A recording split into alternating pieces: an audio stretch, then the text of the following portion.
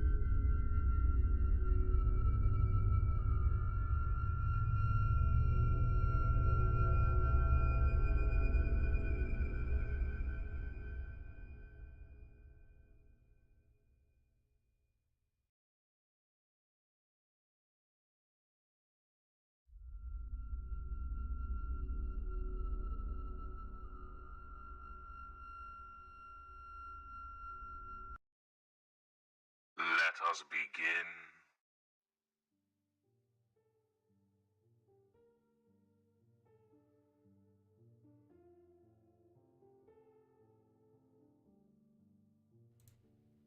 Good morning, good day, and good evening, everyone, and welcome to a newest live stream with DrTorment. Today is gonna be a little different than the past streams, namely because I have two friends with me. Yes, I can have friends. Deal with it. First off, I want to introduce someone I was a guest of at New Year's to start with. A fantastic narrator, and whoever is a subscriber to my channel will know of him as well. I present to you Interscare Sleep.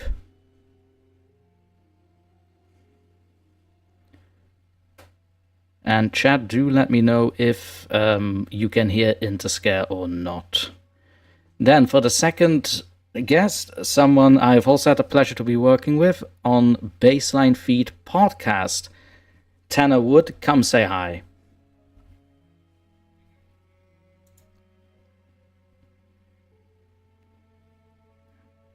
Yeah, he doesn't have a scary voice.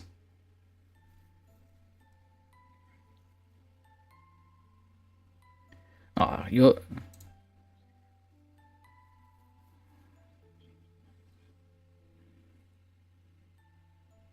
Oh, hold on. Right, so that's something on my end then. Let me just have a look there. Already apologies, people, but I'm a horrible technical... Well, I'm a technical failure. There you go. Let me just have a look. We'll be right back after the technical issues are resolved.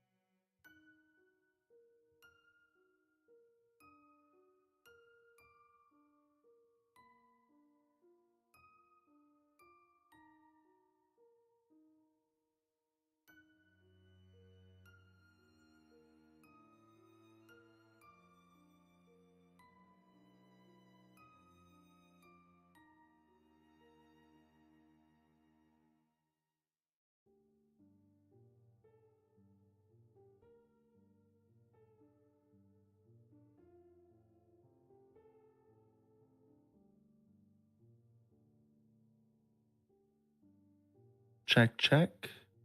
Now they should be able to hear us. Now he can hear us, but then can they hear him? Can you unmute yours and now you talk? And yes, now we everybody can hear. should be ready. Thank you for the help, Interscare. So, Not a problem. everyone, can you hear the voices coming from the screens right now? Please respond.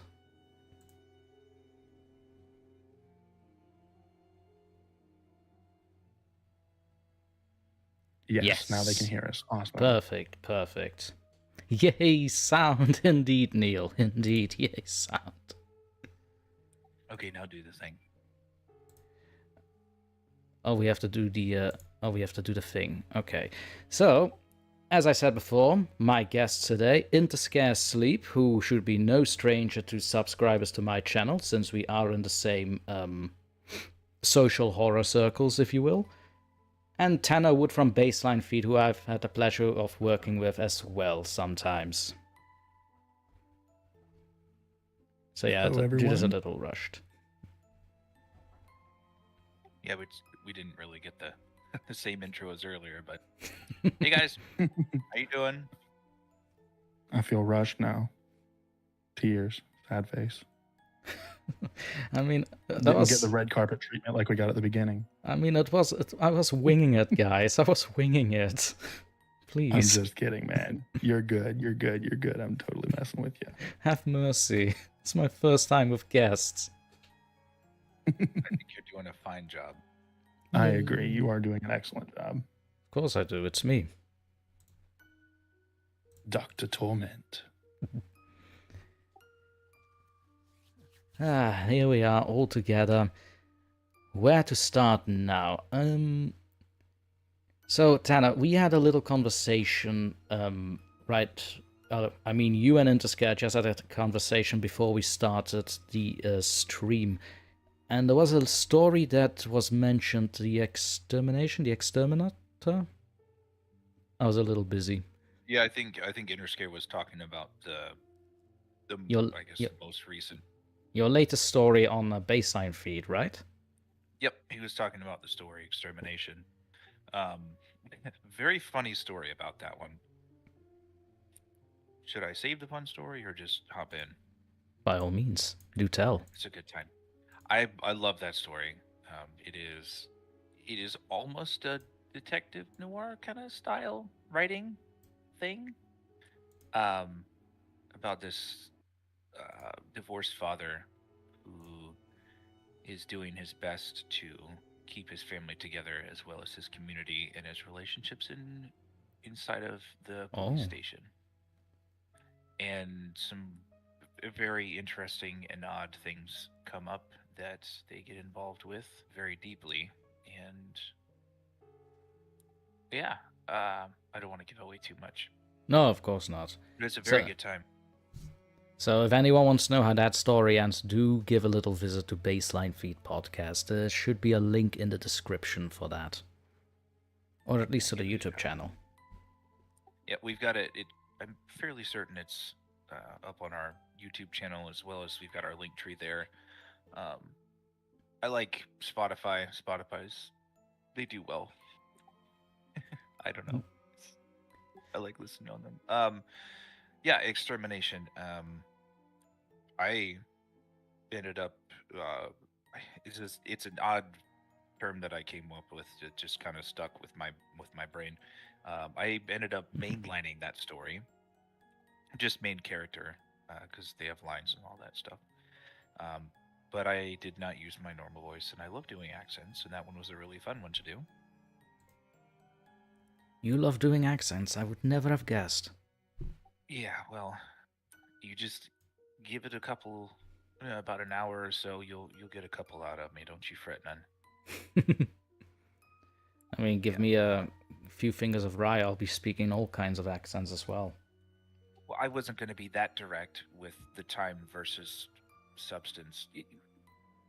Yeah, time, rye, same thing.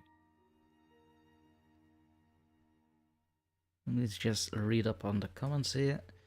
Everybody says, hey, hello, hello. Kim stopped by to say hello, but she's off to work. Oh, but you'll be with us in thoughts, Kim. Oh, and in your ear. That's nice. Okay. Neil says shenanigans ensues. I mean, not yet, but it's a common, I think. Maybe. Perhaps. Who knows? And Bobby Dangerously says Detective Noir awesome. Yeah, Detective Noir. That's one of my personal favorite styles of story. I love horror stories. Love them, which is, why I'm partially here. He's an SCP channel, right? Oh no! Bobby Dangerous. Yeah, I have Detective Void in my head. I'm so sorry. Wow. Detective. Nice. Oh God. Yeah.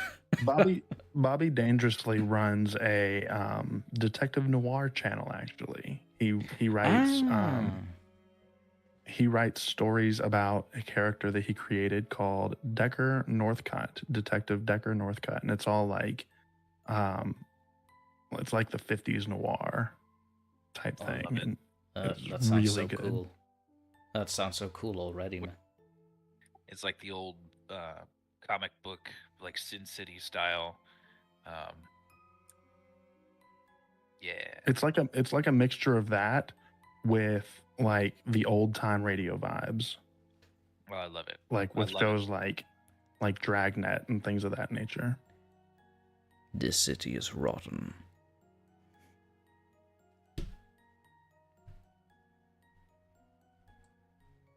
Okay, chat is being... Oh, Lulu, hello, didn't see you there. Hi, how you doing? Jeffrey... Whoa. Jeffrey says hello.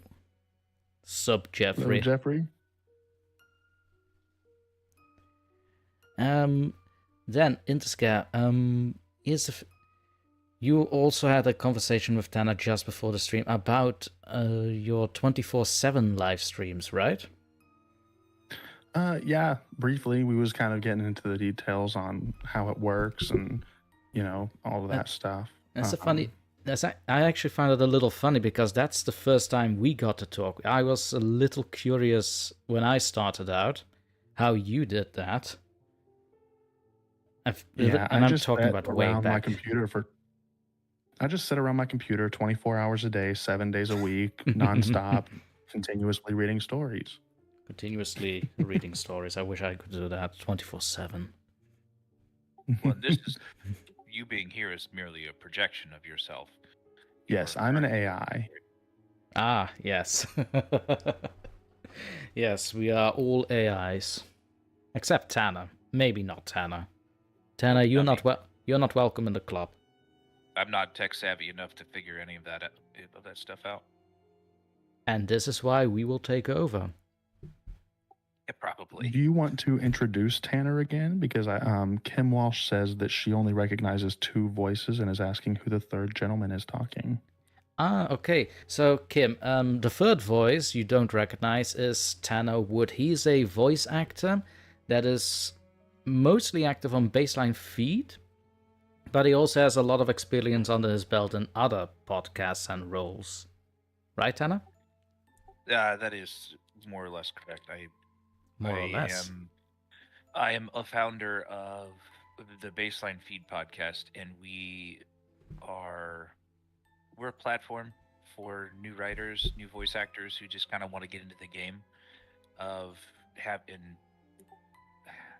to get their creativity out there. And I'm the executive producer for the podcast, and we present stories in more of a radio play style. So it's much more character interactive stuff rather than prose. Like these fine gentlemen present. It's a little different style. I wouldn't be doing if I didn't like it. So. I mean, I've voiced smaller roles in the podcast so far, but the stories themselves are so much fun to read itself. Yeah, I would like to find a role for Interscare to do, just because your voice has wonderful intonations to it, and obviously there's some people who love listening to you anyway. But I'd like to throw you into something that feels weird to you, and not in like an odd way, but just like Yeah, a for role sure. that would be interesting to you. For sure. I'm always down. I'm always down to, collab and, read stories or voice a character, do whatever you need me to do. That'd be awesome, man. I've done a couple characters for other narrators and stuff on their channels. Obviously on my channel I don't really get to do characters and things that much because the whole point is for me to read monotone so people can fall asleep. But voicing a character is something I love doing at times. Oh, cool, man. Yes, thank Yeah, you, hit Neil me Audio up. Drama Style. Yeah, we have some stories lined up for our season 4 that have not been cast. So, if you don't mind, I'd like to keep in contact with you. Absolutely. Yeah, feel free to add me on Discord or whatever, and we'll keep in touch.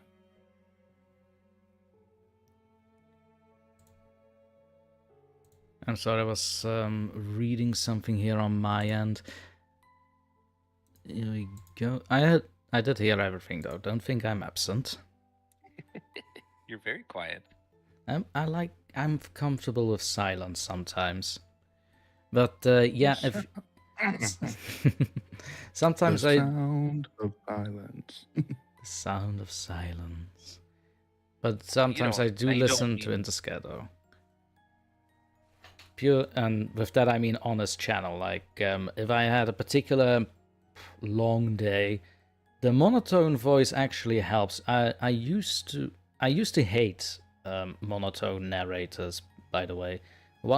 Somebody that comes to mind is and this is not meant as an attack or something. I want to make that very much clear. They have a very successful channel, and to each their own. But I cannot, for the life of me, listen to the channel of Chills without keep a straight face. I cannot.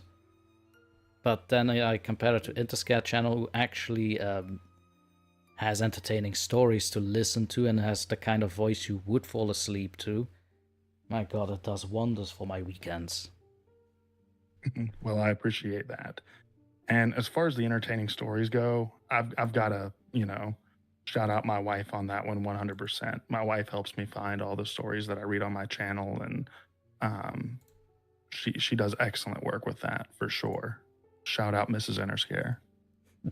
Shout out Mrs. Interscare. Does Mrs. Interscare write stories for you? No, actually. What we do is we scour the internet for obscure, scary, or disturbing stories that are on theme for whatever we're wanting to read. And we make sure that we vet all of our stories to make sure that they're believable and allegedly, gotta say allegedly, because people can make up stories, but that are believable and allegedly true. Oh, so you reach towards more of the like actually happening, like Yes, like almost documentary style stories, not yes, like nonfiction. I think that's probably a better way to say it. yes. And I'll do some true crime stuff every once in a while. Like I did a serial killer video. I've done missing persons videos, unsolved mystery videos, things of that nature. So we do get into the actual, like, more traditional true crime stuff as well sometimes. Yeah, Bobby Dangerously, you are more than welcome to write a story for us. Feel free to write it and send it over to my email. I believe you have my email already. But yeah, feel free to send a story over to the email or to my Discord or however you want to do it. I always love getting stories submitted. That does remind me, I do have 2 emails of people that want me to narrate stories as well. But one of them is like 70 pages long. I So don't I'll do have it. the time. We'll do it.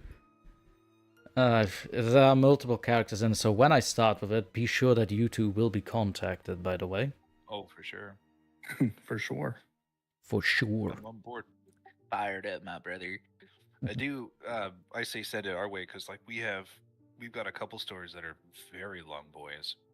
Ooh. Right now, we're season 3. We're 6 episodes in, so we've got 10 in total for season 3, and our format's a little different.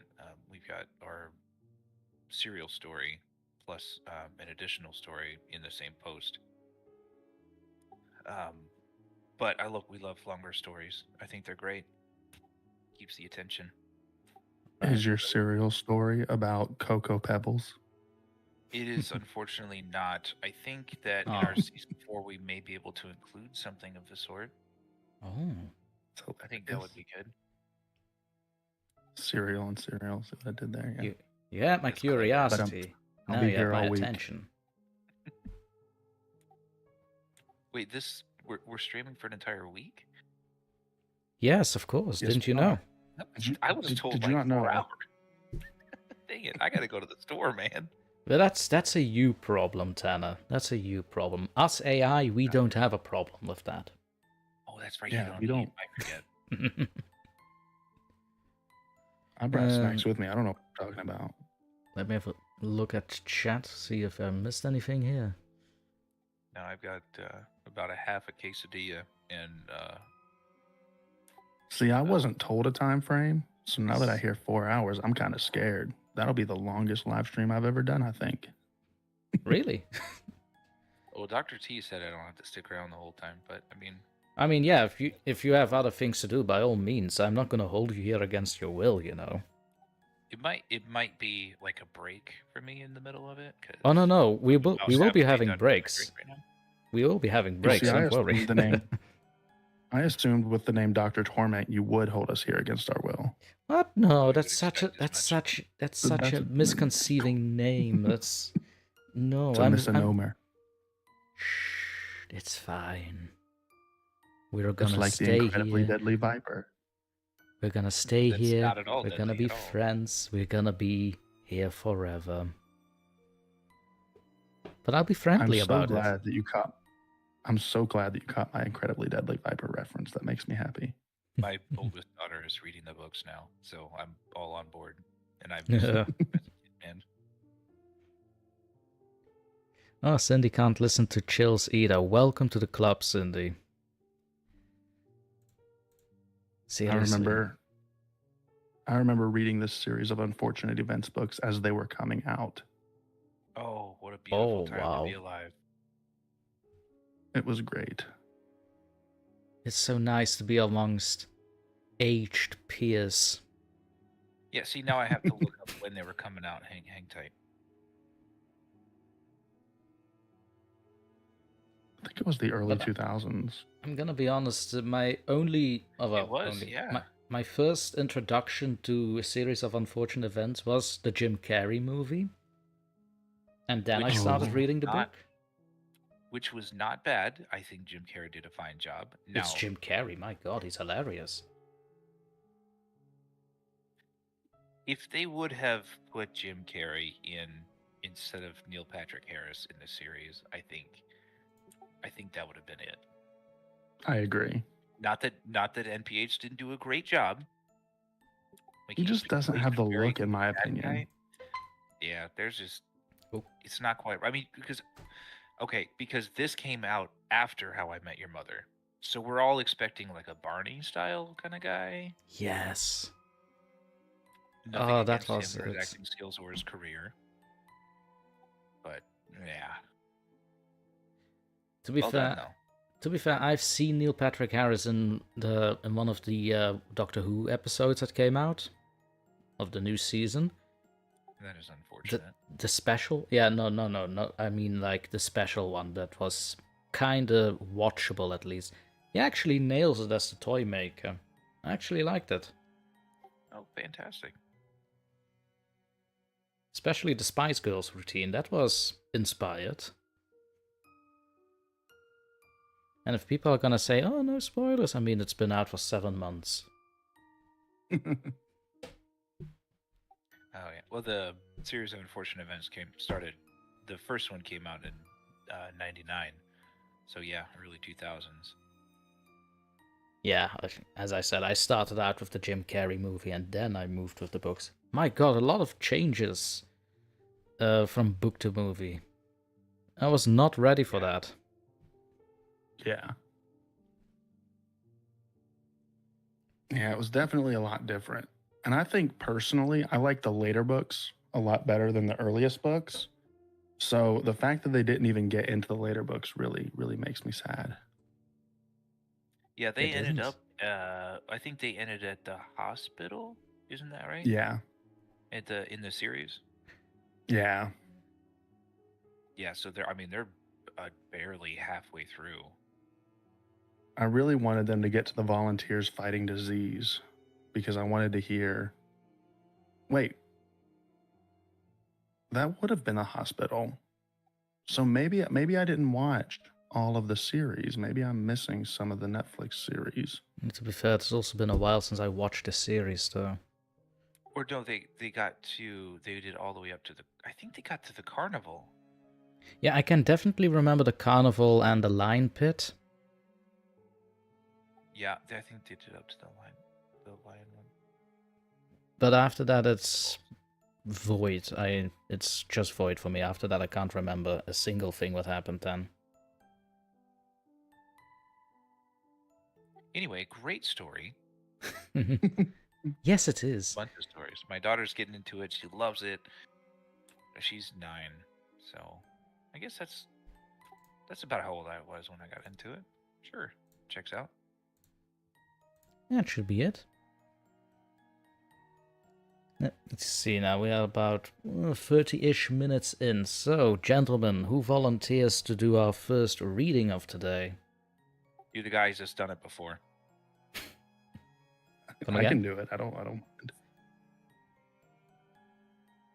Well, this is like cold read kind of stuff, isn't it? Yes. A bit. Basically, you can read whatever, but if you're gonna go for a Reddit story, do make sure you have a permission for that. That's my one rule with that stuff. Otherwise, go nuts. Interscare, you wanted to start off, right? Sure, it don't matter to me. For Okay. sure. Let me actually go to my subreddit so that I can read stories Ooh. that. Do so I tell. don't have to scour. What do you have? This is Interscare's DMs to get stories that we got permission for already. Mr. Fancy Pants McGee over here. With his own Ooh, subreddit. fancy Should get one of pants, those. Miss McGee over here. Thank you, Tana. Now that song is back in my head. I was just rid of it. Absolutely no problem. I am here for you and the destruction of your mental sanity. Yeah, you're a few years too late there, mate. But cheers for trying. Don't fret, none. I'll break you some more, bud. Again, kudos for trying. Different ways. I'll find a way. Life finds a way. Kim Walsh, What is a subreddit? Is basically like a community on Reddit, Kim. It's Yes. like a Facebook group kind of, but on Reddit. Think YouTube community, but on Reddit. Right? I mean, Yeah, kinda. yes, kinda, sure. Let's go with kinda. And I am ready whenever you are. Okie dokie, what will you be reading for us?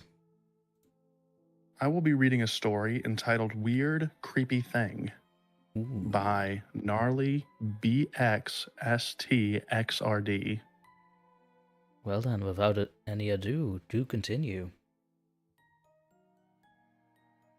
I was leaving my boyfriend's house around 2 a.m. I usually park on the street because his family gets home at random times, and I don't want to block the garage. Whenever I leave this house, there's always a light that turns on so I can see where I'm going without a flashlight. Because of this light, I can always see 2 shadows. Both of them are mine, obviously, but one is more prominent than the other. Well, today as I was leaving, I saw 3 shadows instead of the 2 that I normally see. So I immediately whipped my head around to see what the heck this 3rd shadow is. And I just see this weird deformed thing running at me. I couldn't see a face or anything, but its body was hunched over, and its arms were dang near touching the ground. Side note, I live in Minnesota, and bears are common in my area, but it was way too skinny to be a bear. I immediately ran to my car and locked the doors. When I got home, I called my boyfriend and told him about what had just happened. He told me that basically the same thing had happened to him a year ago. He was walking to his mailbox at around 2 a.m. in the middle of the summer when he felt a super cold breeze on the back of his neck. When he turned around, he saw the same thing that I had just described running at him. I don't know if he was just lying, but either way, it creeped me out. If anyone knows what this may have been, please let me know.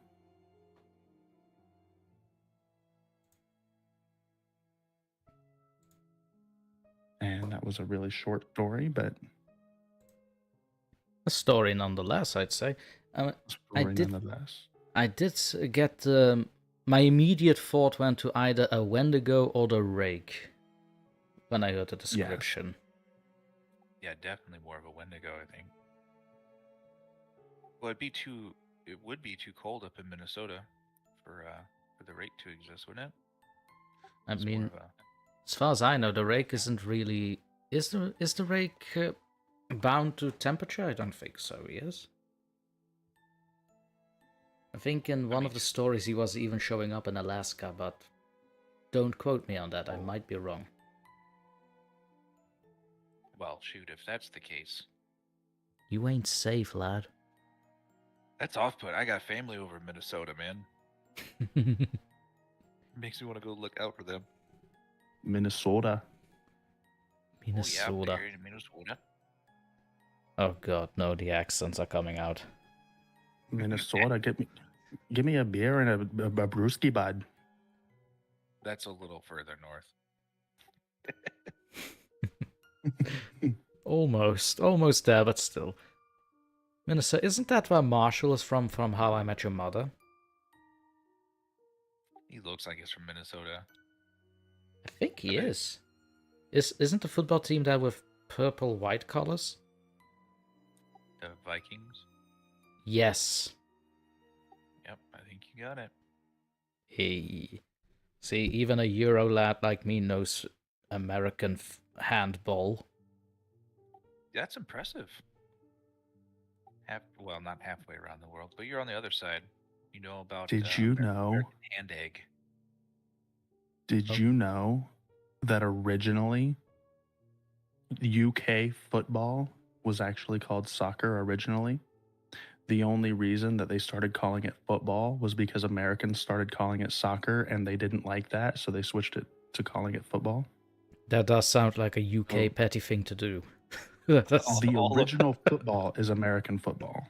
All of that checks out, man. It actually checks out, yeah, wow. Dear. Okay, Mulch had a not so pleasant experience on Discord, I'm reading. Yeah, Discord can get overwhelming at times. Yeah, I made a mistake when I first made my server. Apparently the notifications, they would go off in every single message set in the server. Doesn't matter which channel. Oh, every message everywhere.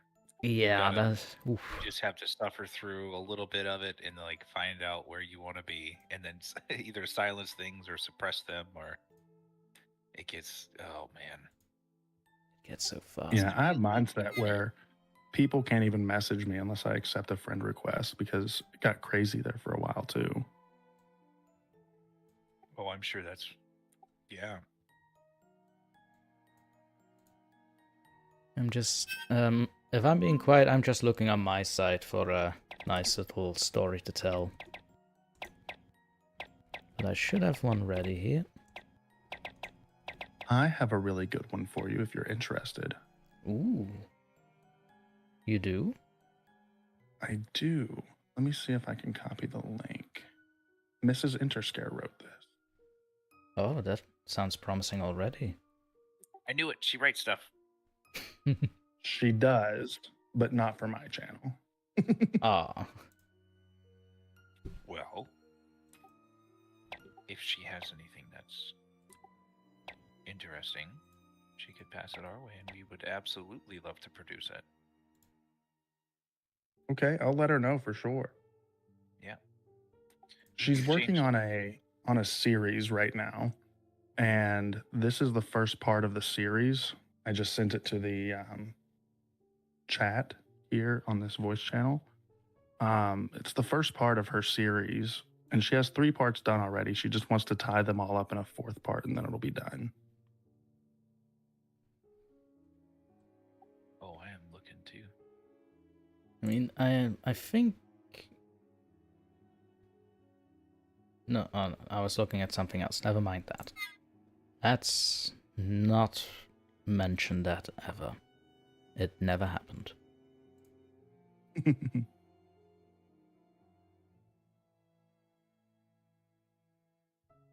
Also, the trigger warning at the beginning, I wouldn't worry about that too much. It's more implied rather than explicit. So you're not going to have any problems with YouTube or anything with it. Yes, I'm glancing over it and... this seems like fun. Okay. Okie dokie, from Interscare Wi-Fi, Noah's Somnium. Thank you for the link there, Interscare. Then without further ado, let me proceed. I'm so cold. I sit on the cool white tiles in our bathroom. I can hear the steady drip, drip, drip of the leaky faucet of the tub. It sounds so loud now, almost like the crash of a cymbal. Each plant a drop mocking me. Mommy is gone. Daddy is too. Sissy and my little brothers as well. It's just me now, all alone in my bathtub somnium. The day I woke up here started with Mom and Dad scaring me with their arguing. Dad said, "Damn it, Dre, I have to go to work. I won't be gone that long. Can't you just keep it together for one fucking day? Mom will be here in an hour or 2. Please don't go. I don't feel well," Mom said with a bit of a stutter. Her dark brown, almost black eyes filled with tears. Fresh cuts lined her already scarred, pale, thin arms. Her hand shook as she rubbed her fingers over the inflamed tissue. "No, laziness will lead us to losing everything. You know what Pastor told us last week, not like you care anyway. Shut up, take care of the kids, and get this fucking house cleaned up," his voice boomed. He grabbed his lunchbags and thermos and slammed the door on his way out. Mom stayed inside and just whimpered in a rocking chair. She drew her knees to her chest and started chewing on her fingers. My younger brothers John and Paul got up, hungry for cereal. I told them to join me in the kitchen and gave them both a small bowl. After breakfast, Mom seemed more agitated. My baby sister was very fussy, crying uncontrollably every time Mom would put her down. I grabbed a toy that had a mirror on it, and that seemed to soothe her a bit. I settled in to watch the show on PBS. I could hear my mother running a bath, calling out to John, Paul, and Luke to come to their bath. To save money and time, she often bathed several of us together. I'm a big boy now. I'm 7. I get to take a bath on my own. Little Sissy still has her baths in the sink since she is just 6 months old. The cowardly, the unbelieving, the vile, the murderers, the immoral. She trailed off as she carried out... Nope. Correction.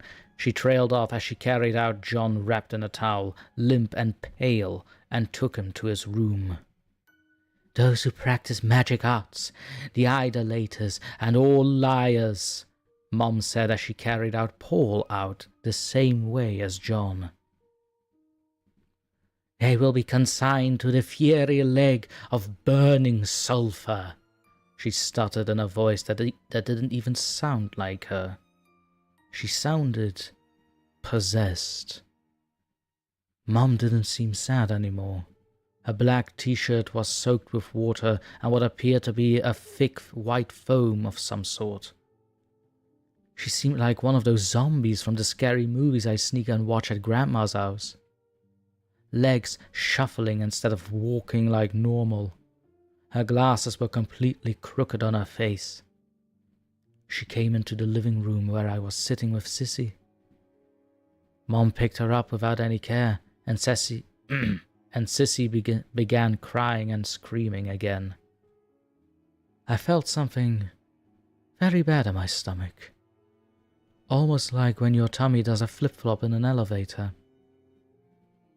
I heard loud splashing and Mum mumbling incoherently. I decided to go see how brothers were doing, so I didn't have to be alone in the living room. When I walked in John's room, dread filled me from head to toe. He was lying there on the bed with his eyes and mouth open, foam coming out of his nostrils. He was a bluish-grey color and had very dark bruises on his neck and shoulders. I panicked and rushed into the bathroom. "Mom, help! Something's wrong with John! Please, Mom, help!" I half screamed. "The unbelieving, the vile, the murderers," she trailed off, slurring with a crazed look in her eyes. "Mom, what are you doing? Please, come help John!" I cried, tripled over that word. I'm just gonna leave it at I cried. I cried out. I walked closer towards her to try and grab her elbow and drag her to John's room. It's then when I saw my beautiful little sister floating face down in the tub. She was the same eerie shade of grey as John and my other brothers. "Mom, what's wrong with Mary?" I bawled as I took a staggered step backwards. "Come, take a bath, Noah," Mum muttered in a guttural tone. Something inside me told me to run. I took off out of the bathroom and sprinted as fast as I could to the dining room to try and get the wall phone to dial 911. Mother was right behind me. I couldn't believe she could run that fast. I tried to run around the table to escape her grasp, but her legs are longer than me and she grabbed me. She yanked me by both arms and dragged me hard back towards the bathroom, even though I attempted to escape, kicking and screaming. Mum was going to kill me, I realized. "Please, Mummy, don't kill me. I promise I'll be better. I love you, Mummy. Please, don't hurt me," I shrieked. The last thing I heard before I went under the brown, foamy bathwater was Mother wailing, "My children." Then a few seconds of a garbled Bible verse. Immediately, I experienced the worst horror of my young life. My entire body burned, and my lungs felt like they were going to explode. I failed and tried my best to get a breath of air. All I was met with was cold, cruel water. I opened my eyes and could see Mary's face near mine. I got so tired so fast. I couldn't fight anymore. "Why doesn't Mummy love me?" was my very last thought before I was consumed by darkness. And then I woke up here, lying on the bathroom floor, It doesn't hurt anymore. It's just so cold. The dripping never ends. I already tried the doorknob. It's locked. Where is everyone? I said to myself. We're all here, a child whispered from behind me. As I turned around, I realized my nightmare was just beginning.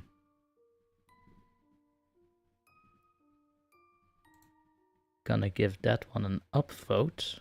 There you go. And that was Noah Somnium written by Interscare Wifey. Shared to me by Interscare. Yo. Yo, indeed. Ugh. Definitely a hard-hitting story. It Yeah, definitely is. I'm gonna say it right now. This might be one of the most, if not the most graphic little tale I've told on the channel. That is dark, my friend. That is... Is your That's wife, not does she need like a dark. hug or something? Well, okay, so I don't know if you guys are immersed into. My wife is Latina, so I don't know if you're immersed into like Mexican folklore or tradition or anything. I am But familiar. they have an entity down there called La Llorona, Yes. and this is kind of loosely based on the story of La Llorona. So when the mother was drowning the children in the story, she screamed out, my children." In Mexican culture, whenever La Llorona originally drowned her children, she screamed, mis niños, mis niños. And so it's kind of based on that. Like it's not entirely her that's doing these things. Yeah. See, if you didn't tell me, I would have guessed that it would be it would have been the Weeping Lady. Oh, James Morris says, indeed, the Weeping Lady. Thanks for that, James. But yeah, it would take me a minute or two to make the connection, though, because Mexican folklore, interesting, very interesting, but it isn't the first thing that my mind snaps to. Yeah. Especially, yeah, call me like a Western lad, if you will, but the first thing I do is like make connections in the Western folklore and mythology, be like, oh, where have I heard this before I start thinking about other folklore. Yeah. But that's just me. But yeah, that was nice. 3 make it much more obvious that it's the La Llorona story as well. So did she write this when she was sick, or? No, she wrote this. Let me see. Let me look at the. A little over a year ago. Oh, okay. Did you tell her to touch some grass? I did. She actually goes golfing with me quite often. So that's something fun that we do together. But does she touch the grass? Sometimes. She stays in the cart. Okay, that's Yeah, fair she enough. stays in the cart. Nah, she'll get out and putt. She likes to putt. She doesn't Okay. do the whole golfing thing. She just putts. Whenever I get on the green, she'll putt with me. She'll drop her ball wherever mine landed on the green. Ah, golf. That's fun. The suburban sport. And usually it's about, the complete opposite side of the green from where the hole is. So Well, that way she's got something. It's at least a little challenging, right? Yeah. Got some work to do. James. Oh, you were. Oh, Mo. Oh, so I didn't recognize him. Yes, Oh my Mo. god. Oh god, I don't. You guys really need to use your real names in your Discords, man. I'm so confused sometimes. and on YouTube. No way. Hello, Mo. Yeah, we Hello, gotta nail other it side of for the baseline. feed. Is Larry and Curly around? Well, one of them's at Quantico, and well, he might have just gotten done with all that.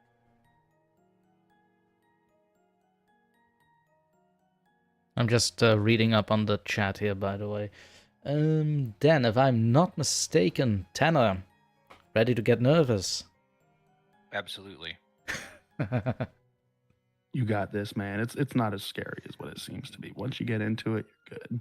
Yeah, it's just like a normal reading. Do you have something, or do you need some help? I don't. I'll bring it up now just because it's funny.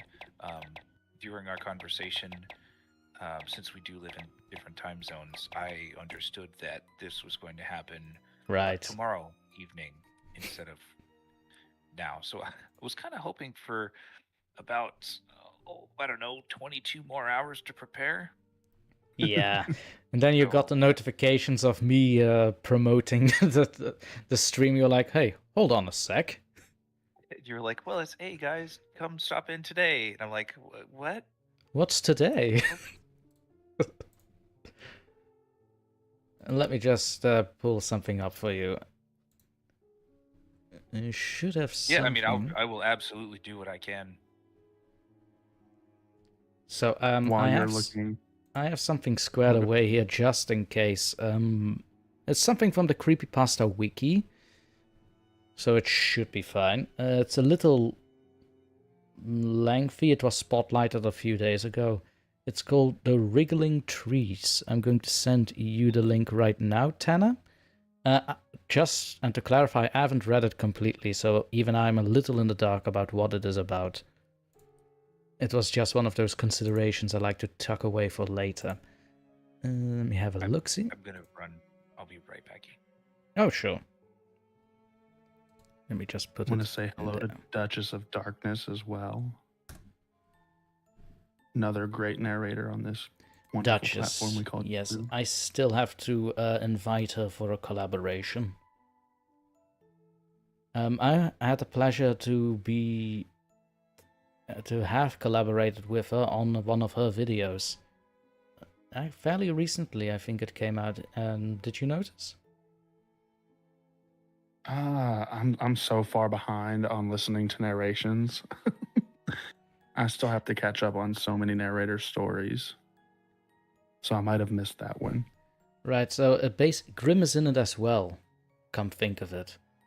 Bit of a funny story. I needed someone that could do an Irish accent because I'm deathly afraid of doing accents on purpose on YouTube, just because I'm a bit of a perfectionist.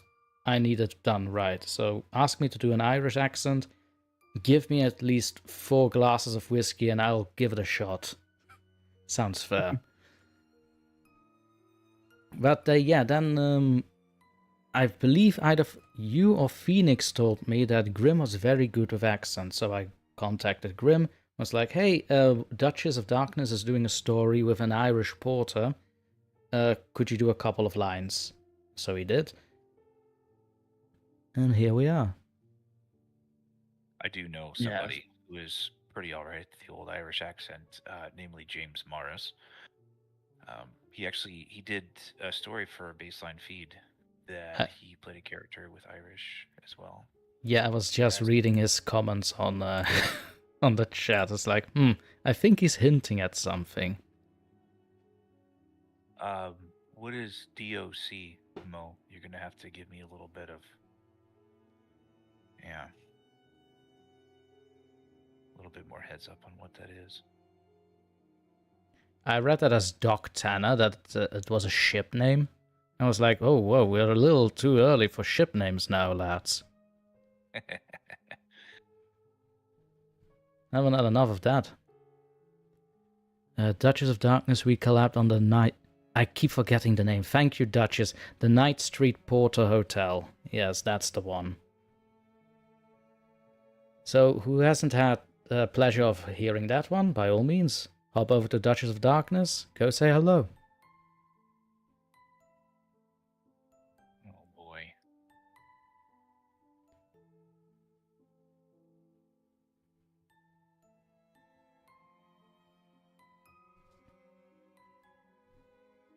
Oh boy, now I gotta find the old messages here. Hang tight there, folks. Take your time. Wriggling Trees. Is that a stab at my last name? I think it might be. No, I did not. I did not select this just because your name is Wood and this has to do about. That sounds deliberate. I take issue again, Oh. sir. I take issue to that. I feel offended. No offense. I think it's entertaining and I think it's perfect. In Now, that case, Mo, yes, I did. I am definitely not doing that one. You can absolutely forget that. I love you, buddy. That store is for you, my friend. Oh, Oh yeah, yeah. Oh, you mean yeah? It's the one that he said he's gonna do. Yeah, Mo's That's got a a very hack. interesting story, and I don't know if here is the place to present that, but oh boy, yeah, let me see. How do I? Oh, that is a very long one. Oh, this is gonna be great. I mean, it's Right. not that. It isn't that long, is it? Well, it's longer than the ones you guys did. That's okay. Like I said, it's not deliberate. I swear. No, it's perfect. It's great. I'm on board. In that case, Okay, it was so deliberate. so this one is from the old creepypasta wiki. I don't. Do I say a name first? I don't do this on a regular basis. So I mean, please I forgive already me. said the name, but if you want to say the name again, by all means, Oh it well. helps. Oh, by William C. is the gentleman, or is the account that wrote this and posted it. Okay, so shall I? By all means, you may begin. Before you start, just a little reminder that stories told here will be linked in the description below, so everybody can go and visit them as well. By all means, Stana, proceed. Okay. Well, I'll do my best. When I was a kid, we had these unreachable giant pine trees sitting down a long embankment behind my house. I say they were unreachable only because my parents would repeatedly warn me not to approach the hill to get a closer look. It's not like it was a particularly steep hill, looking back, but to my child sensibilities, there was still an element of danger to the approach. Especially because Mom and Dad told me no without much elaboration. Obviously, I could have been hurt if I had lost my footing, but I rarely had any reason to visit that area unless I was taking the trash out to the small gravel path where we kept our garbage bins. There's a rather unpleasant association I have with that old place now. Since I moved out, being in my 30s, but every now and then when I try to run my brain back to that age where things seem just off. You know what I mean?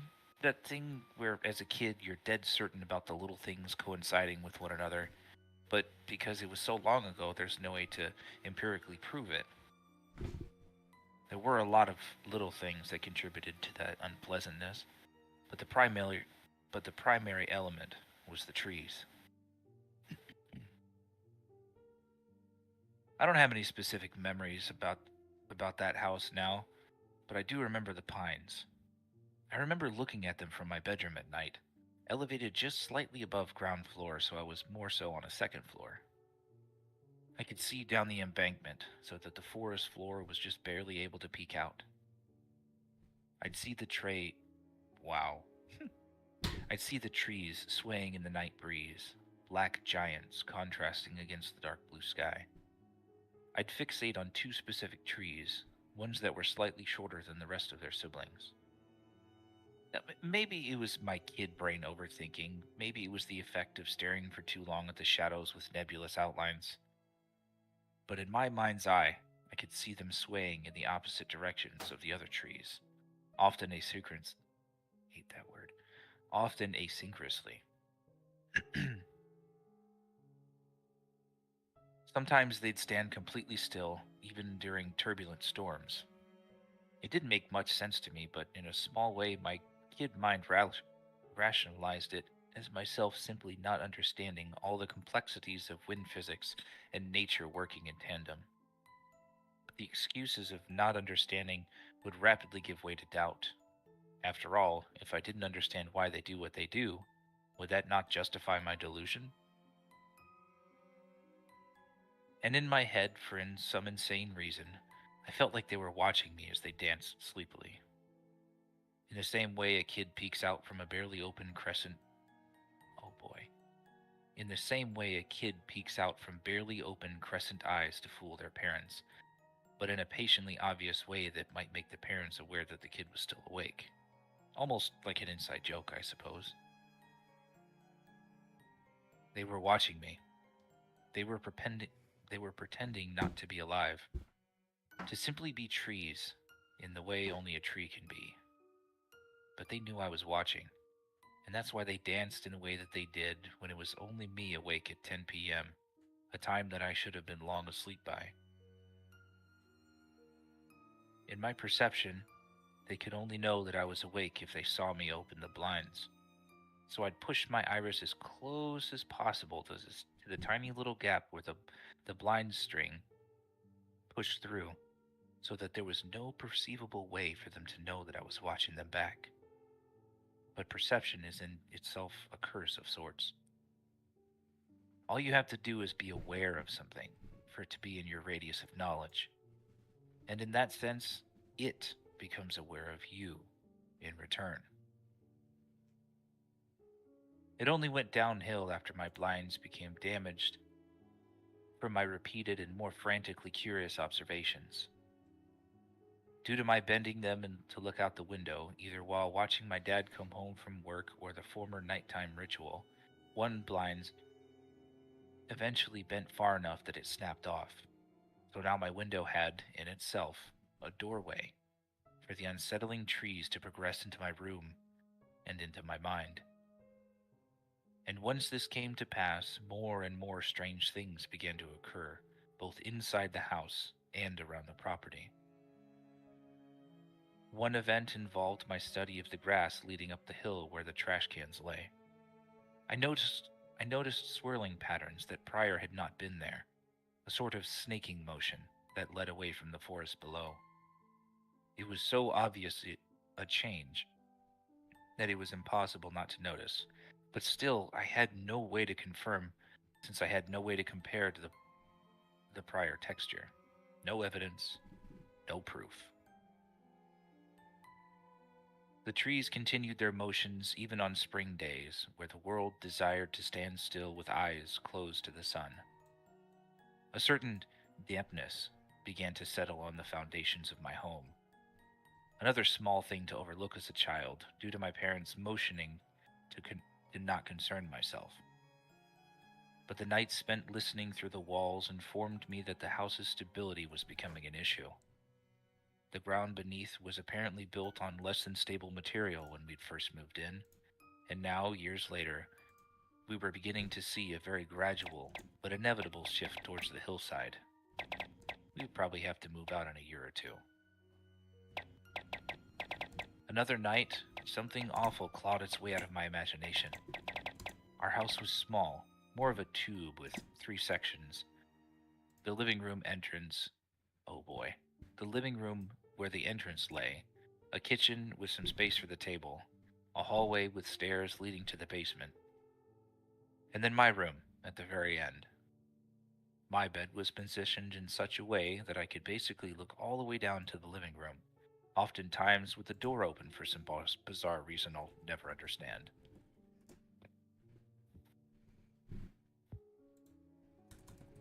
Ambient light from outside was minimal in the area we lived in, so as a result, the living room was often pitch black past the portal. And I would stare into this area sometimes, remembering what my mom told me about staring at something too long without thinking. Idle eyes and all that. Many times I'd see movement, the silhouette of a man silently making his way towards me as I lay there paralyzed until closing my eyes. Of course, he never got any closer, but I could very well see his bulky figure assuredly stepping through the portal to reach my room. My being aware of him was enough to bring him to life. But this one night was different. I heard the house creaking and settling in the breeze of the landscape. Something was worming its way in. And again, I watched and waited for the Shadow Man to make his approach.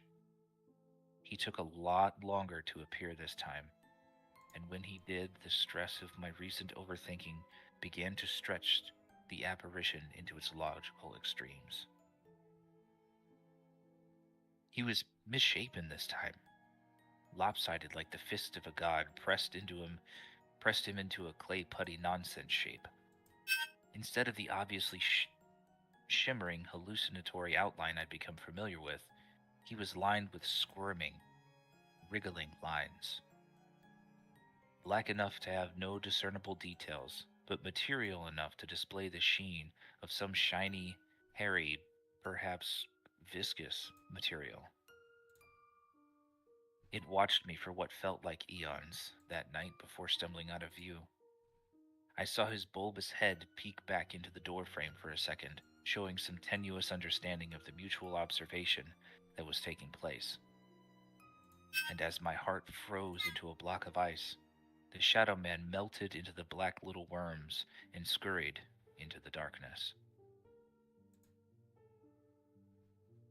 After we moved out prematurely due to a prominent black mold issue, the years passed in a faded blur.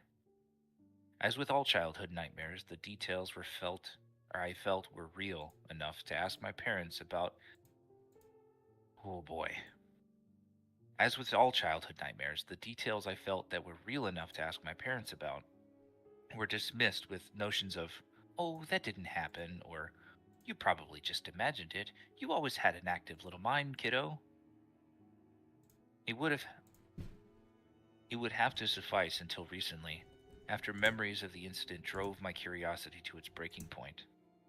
As an adult, you have the power to strip your nightmares bare. And as an accomplished writer, I desired to farm some inspiration for future works. I found the old address and drove out to it one afternoon. The ambiguously rural cul-de-sac was still there, untainted by time or the pale blue noon sun. Still green and luscious as the day we left, and unsurprisingly, the house was gone. The foundation had long been since paved over with cement and overgrown with various weeds and sticker bushes. It was amazing seeing just how tiny that little shithole was, but I was so grateful that we had had it all. Feeling myself tense up, I crept towards the fabled hill I'd never before had access to. By my own authority, I strode to the edge and gazed across the forest top, and trailed my way down to where those two trees once stood. It defies all logic what I saw down there. The way I'd heard my parents describing the structural decay definitely implied that the house would have been a crumpled mess by the time we left. Even a child would have been sure of it. And yet down there the nightmare trees of my childhood stood waving in anticipation for my return. There was my house, nestled between them like some strange face resting chin down at the tree-line entrance. It looked pretty much the same, just positioned downward at about a 30 to 40 meter. It looked pretty much the same, just positioned downward at about 30 to 40 meters on the incline, which was not as steep as I remembered, so that I could see a bit of the roof as well. In fact, I was acutely aware of just how close the trees were, and I felt my gut sink. The hollow windows blinked back at me. I stood there for ages as a gentle breeze began to settle in, feeling a lot like how I felt during those sleepless nights when the Shadow Man tried creeping into my room. Except this time when I closed my eyes, it did not go away. The house, the trees, the strangely snaking grass path, it was all still there, and very real. And even worse, as I stared out into the word knoll that lay at the bottom of the hill, I realized that much of it stood out in startling contrast to its surroundings. The trees, my house, and even a patch of the sky behind the tree line were somehow more saturated, more fuzzy than the objects and space adjacent. I can't describe it well enough. It was like someone had painted a blurry image of the scene over my own vision along where I was looking. I bobbed my head frantically, trying to discern what exactly was the change taking place. I stepped down the hill, inching closer to the playfully teasing trees. And then my house began to wave back, shimmying like a tree. The clouds in the sky above the tree line squirmed in place, and their white puffs turning inward into centipedal spirals. And as I inspected closer and closer, it was with dawning horror that I recognized the shape of the thing that I was looking at in my fragmented understanding of reality. The trees, the house, the ground, and even the sky were all made of the same wriggling, teasing, malignant shape. The Shadow Man had turned into that one night ages ago. Like an infection, a growth, it had spread into its surroundings in a two-dimensional facsimile of the area I had known to grow. Maybe it was my perception that fed it, or maybe it had been feeding on something else. Maybe we had escaped just in time. As I came within 10 feet, a gut-churning distance, knowing what I know now, I tried to peek past the tree line, desperate to dispel my feverish delusions with one last feeble attempt. Beyond the spot where the visual aberration ended was a wall of writhing parasites extending into the forest, some unknown distance back. Black, vile little creatures that changed color the closer to the vantage point perspective they came.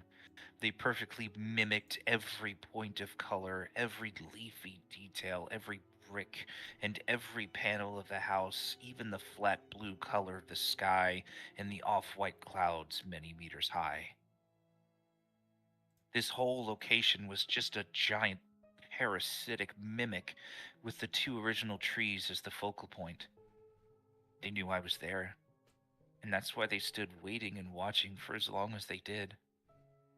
They waited for me to come back so I could continue feeding them with attention. I left not too long after, my stomach tied into knots as I avoided the rearview mirror. Even now, in the safety of my apartment, I never tend to stare for very long at any given spot for too long. No moving shadows hold my attention, no ambiguous shapes on the horizon give me intrigue. All I desire is to quell the worming sensation that occasionally erupts from my brain, lest it grow into a writhing alien that consumes my vision and my dreams.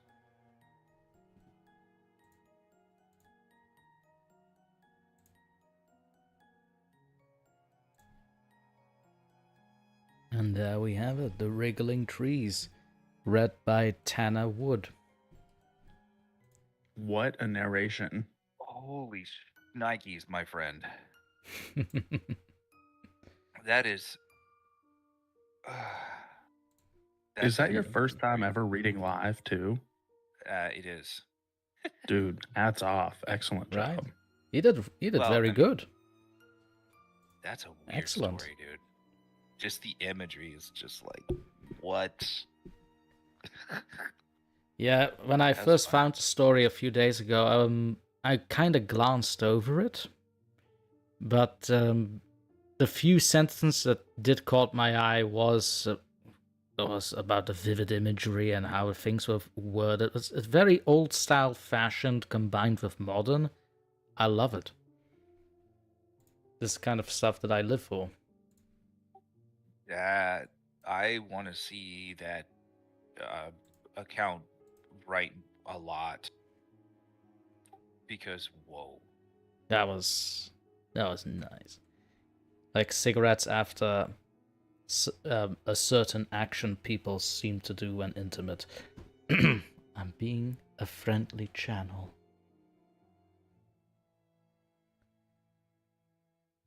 Morris says you need a boom type noise. I mean, kinda. And Jinxie is here too. Nice. Hello, Jinxie. Welcome. girl? So, lads, what do we say? It's been 1 hour 20 minutes. Shall we take a break here? Sure, works for me. Actually, I might not be able to come back after the break due Oh. to a device battery issue. Right, Oh, you no. did say that on the chat, right? That sucks, man. I know, I'm so sorry. I hate it. Oh, well, I'm just happy that you were here for as long as you could. Yes, and I'm glad you had me. I appreciate you having me. Thank you so much. Sure. Yeah, it was nice to meet you, man. It was Anytime, awesome. man. Yeah, it was great to meet you as well, and for sure, stay in touch. I'll definitely. I'd love to, have you on my channel at some point, and definitely, voice a character on yours. For sure. If I might have one in mind already, believe it or not. Okay. But these things have to be written first. So Absolutely. Well, Man. that said, I'm going to put in the little 5-minute break for us then, Tanner. Interscare, should you have your device issues resolved, by all means, you're always welcome to jump back in if you can. And if not, Alrighty. it's been a blast having you here. Hey, thank you so much. It's been a blast being here. All right then, boys and girls. With that, we're going to take our 5-minute break, and we'll see you after that. Welcome if you got them. Oh, wait, don't.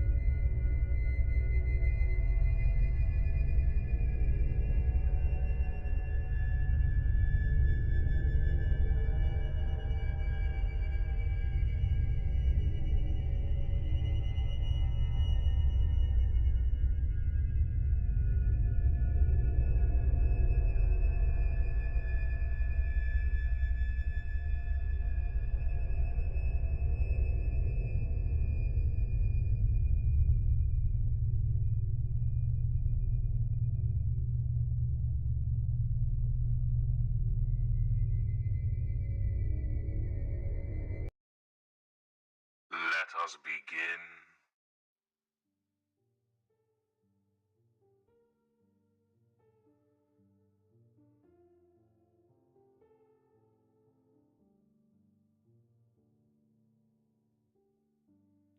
Okay.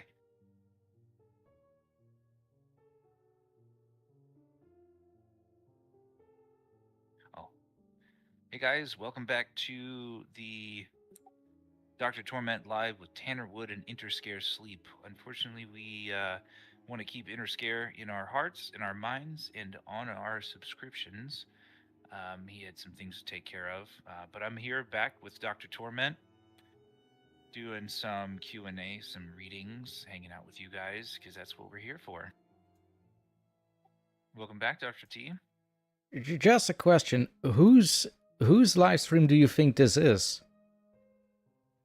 Well, I mean, my picture's smack in the middle, so am I I apologize. I'm overstepping. Do you see my picture looming over yours?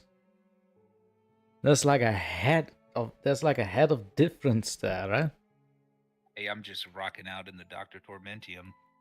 It's Asylum Tormentorum. Oh my god. Oh, Tormentor. Oh, I also can't read, so there's that. That's what we have glasses for. Oh, I lost those 4 years ago. That's a you problem, not a mine. Well, the cool part about losing my glasses is I also now have laser vision. So the reading isn't necessarily a vision issue. It's more of a... Well, okay, Superman. Or did I have laser vision as something completely different in my mind than yours? Oh, well, they shot lasers into my eyes rather than... Oh, like that. The procedure. Right. Yeah. Well, it didn't hurt as bad as you think it would. Well, Superman laser eyes are still more fun. There, I said Those would it. be so much cooler. I mean, I'm a Deadpool guy through and through. I just want to keep things reasonable and honest and down to Oh earth yes, and Deadpool. losing limbs Definitely. and all that stuff. But Superman's got some pretty cool powers. The freezy breath when your chicky nuggies are too damn hot to eat would be pretty nice. Oh yes. Wait. What?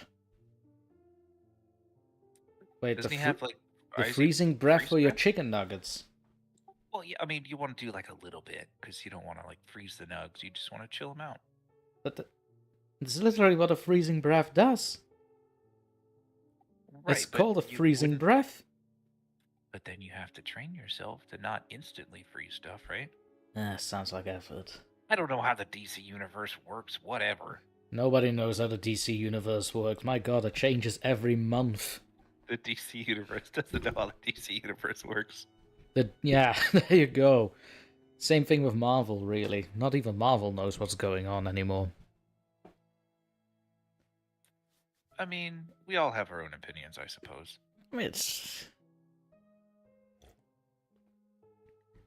I prefer classics. That's Anyway, fair. That's it very is fair. it is a bit of a shame that the Interscare lost, because I wanted to spend time on this part of the live stream, just asking how did the channel and the lives and the podcast come to be, stuff like that. That's what I wanted to focus on a little, but yeah, unfortunately I wanna know his... about yours. Oh, about mine? Yeah. How did Dr. T become Dr. T? Dr. T became Dr. T when a friend of mine caught me a friend of mine caught me reading out loud some stuff I wrote in English.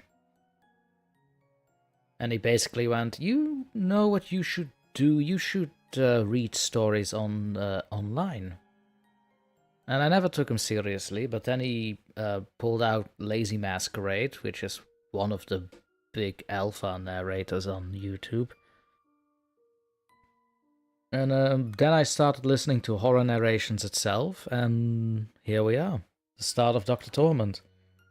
As in how I got the name, I honestly have no idea. I was like looking through horror narrators, what are their names, what's a common theme, stuff like that.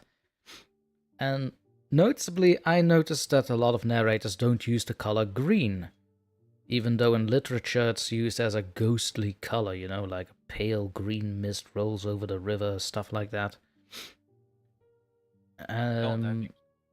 And Torment, that actually came by when I was reading a chapter in Lord of the Rings about Minas Morgul, which they were describing torture and stuff like that. And I was like, you know what? Yeah, let's do that. DrTorment. And the doctor was basically a little flare on it. And there you go. DrTorment, the birth, the how, and the why. Nice. Well, I'm glad you're around.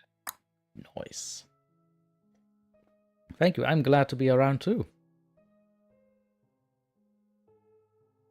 But something we have not really discussed before, or I do have some knowledge about it, but I don't have a full picture about it. How did Baseline Feed come to be? So I know you are a co-founder, and it has a distinct core of people that runs it. That I know of. But yeah, from where was losing my words? Where did it spring off from? Because you were already kind of experienced, right? No, absolutely not. So about 3 years ago, I was very bored at work, and I found out that you can listen to stories on Spotify. You can listen to podcasts that people just tell stories.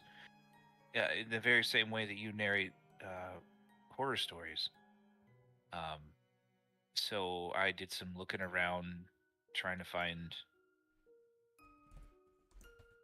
recommendations of like basically long form stories to listen to. Just because when I say I go to work, well, I won't get involved in that. Anyway, I had some spare time, and people there, they listen to things on their headphones or whatever. Right. So I ran across a specific podcast that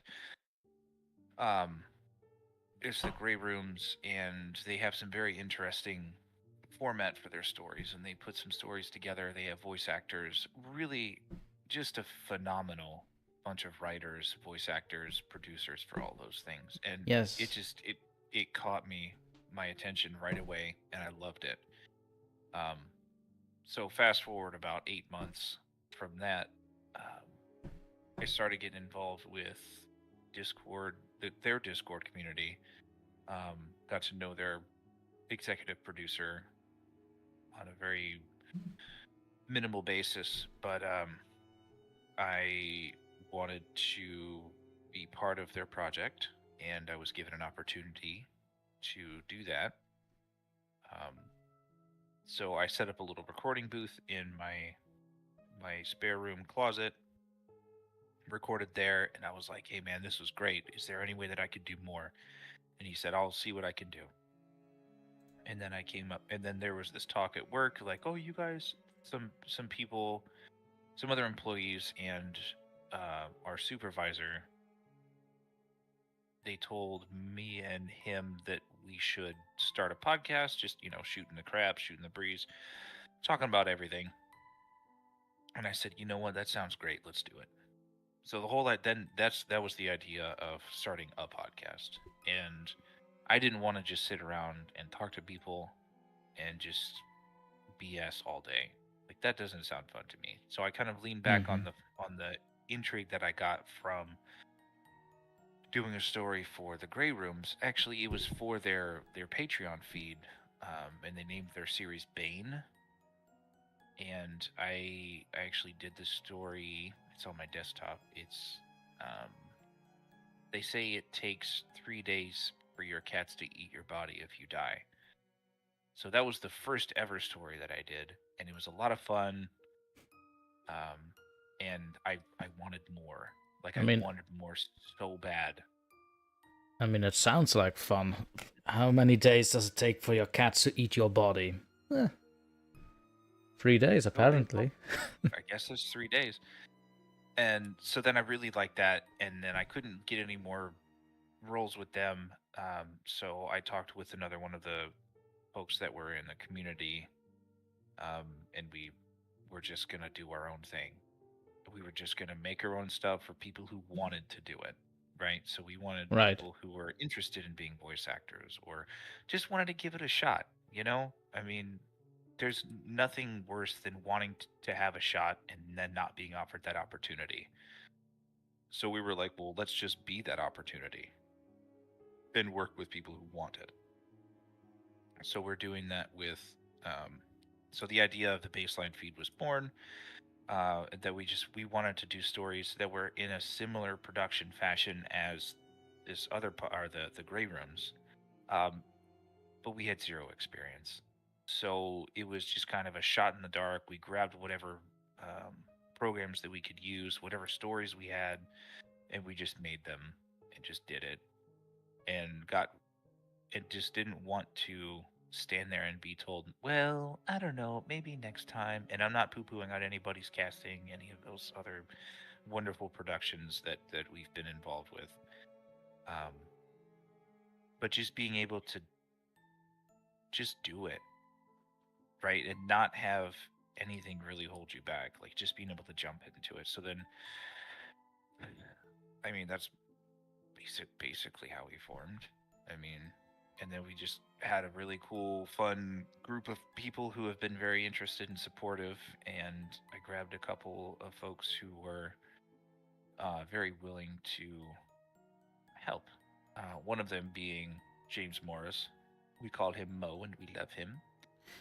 So he does some voice acting for us. Like, it's been 1.5 years since... yeah, right, 1 year since I joined the Baseline Discord, and now I get his full name. Jesus. Yeah, way to be, man. I thought you were a friend. But more like an occasional creepy acquaintance that shows up for the memes. Which, I mean, we've got a whole channel for that. We're here for it. That's we're here what I mean. for meme creators. We're here for voice actors, writers, producers. Because I like the idea and the concept that. Because I really like the idea and the concept that you're basically a group that gives upstart voice actors or anyone that wants to do voice work a shot to do what they want to do. And maybe they can actually make something off of it. Maybe, say, someone in Baseline Feed gets recognized by another podcast, gets hired there, and from there on the train starts rolling. You never know. And I think that's that's just almost a beautiful thing to think about. That's what we want to be, man. Honestly, that's kind of part of why I'm here. To make connections and to find the people that wanna hop in and be a creative. And promote yourself. It's not just a state of being. It's a human being that needs that outlet to get it out. So we need to find them. Right. Because that's also one of the reasons I Kitty cat, no. Oh, Kitty cat has done something. I'm not... a little bit of a panic. Don't do that again, sweetie, or else we're gonna have a problem. Scare me like that. Where was I? Yes. So is she one crying of like a ghost? No, she stepped on my other keyboard and things happened on my screen, and I was in a little bit of a panic here. Oh no! But everything is fine. Everything is all right. I did think the Kitty Chaos would start a little earlier today, but it's a little commendable that I started late. Okay. Especially you. Where was I? I'm very proud of the kitty cat. That's fun. That's probably the only time you'll ever hear me say that. So. Probably, because if you had a cat that wanted this kind of attention like she wants to, and you're doing a live yourself, by all means. Yeah, no. I just have to fight off puppy dogs when they want the attention. Puppy dogs are nice too. They're big. But where was I? Right, so another reason why I like doing scary narrations basically is well, it kind of serves as an outlet too, you know? I don't know how to say it otherwise than that, but sometimes it's just fun being, I want to say the bad guy, but that doesn't really resonate with the channel. Sometimes it's just fun being creepy and tell things. I don't know. Well, it's an outlet for that.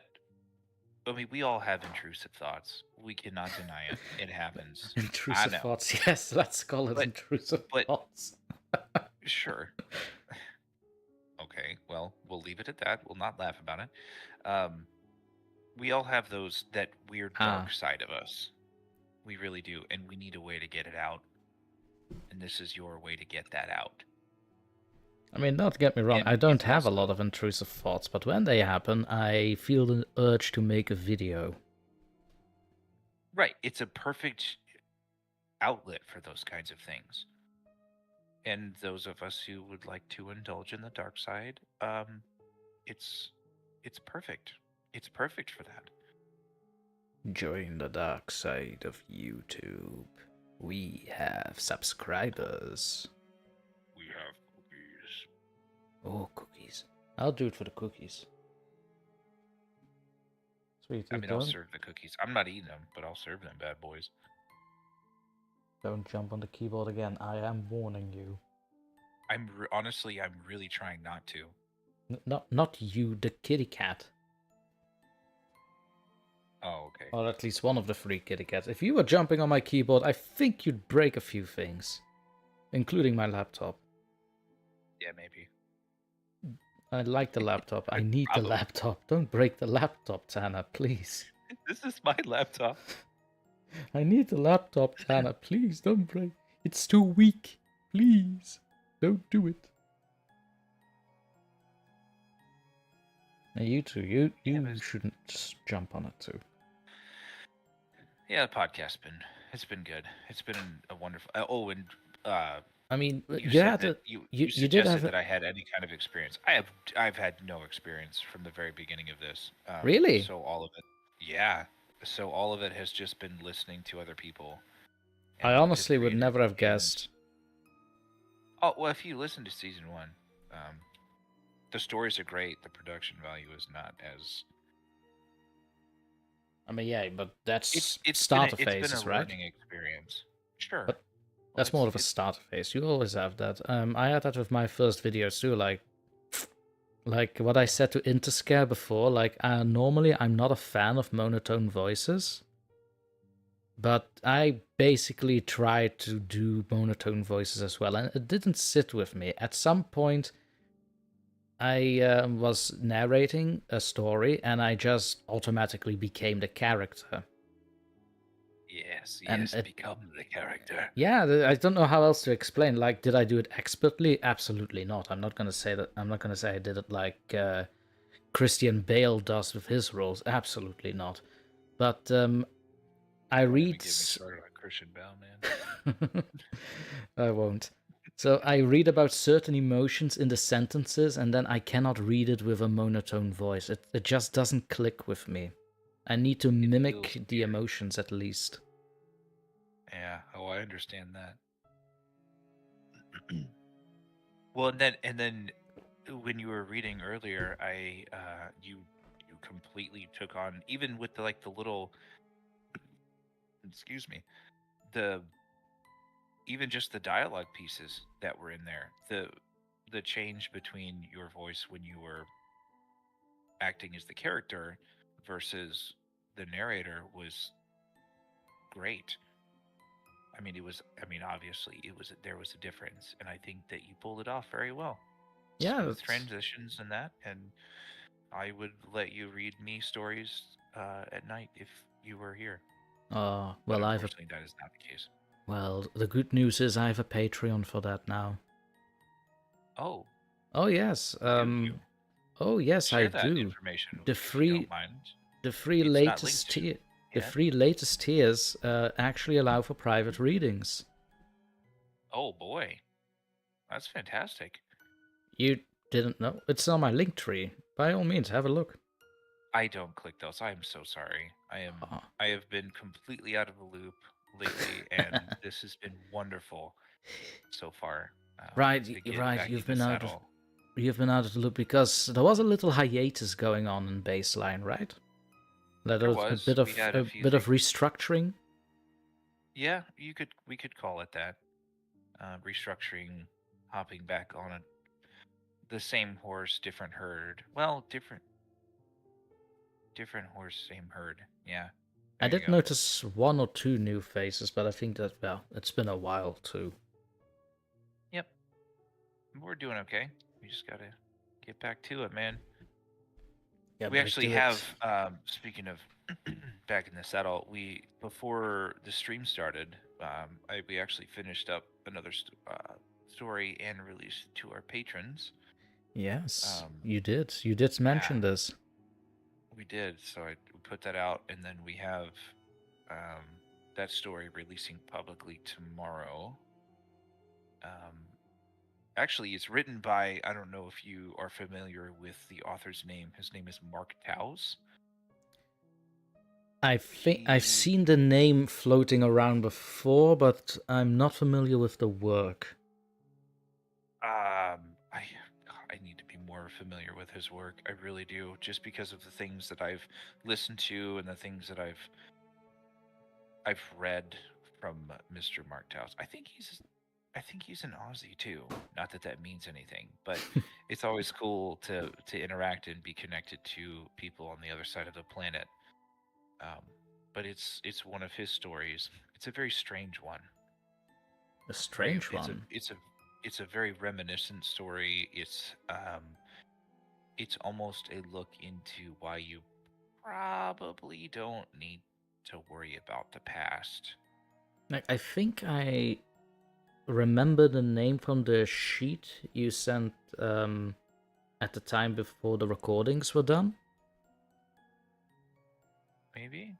I think it was on the list, like works and authors, and who was gonna voice maybe. what and who. I think the name is familiar from that. Yeah, I don't know why. Oh, because you were cast as another character in our. Not the following story, but the one after. Oh, it's Maybe after. it is. Okay. Hold on. If it is a story about, well, I don't want to spoil anything if people are gonna go and watch. How can I say? Is it the one with the ritual at the end? I think that's the one that you're in. Yeah. Pagan gods, yes, that one. And then there was also one where I had to be background character number 2. That one was actually fun. Oh boy, see now I gotta look through that. Dadgummit. Oh man. Don't you use the Lord's name in vain, Mr. Wood. No, I'm kidding. We're not really God-fearing around here, by all means. Well, you may not be. We got. Yeah. Yeah. You're in one. Oh, not the story that's public tomorrow, but the next one. You have a cool part of. Yeah, that was fun. And yeah, you also have a part in the story that I wrote. Haha. I do. It's just a couple of lines, but the background character. Ah, right, that one. Yes. Yeah, how cool is that? See, I did remember background character number 2 or 3. Yeah, it was a John. A John. Yeah. A John. Very simple. A John Smith. It's like the most basic name, but you get to be him. I get to be John. Yay! Johnny. Well, it's not even Johnny either. It's just John. Johnny boy. I was honestly looking for character, just names.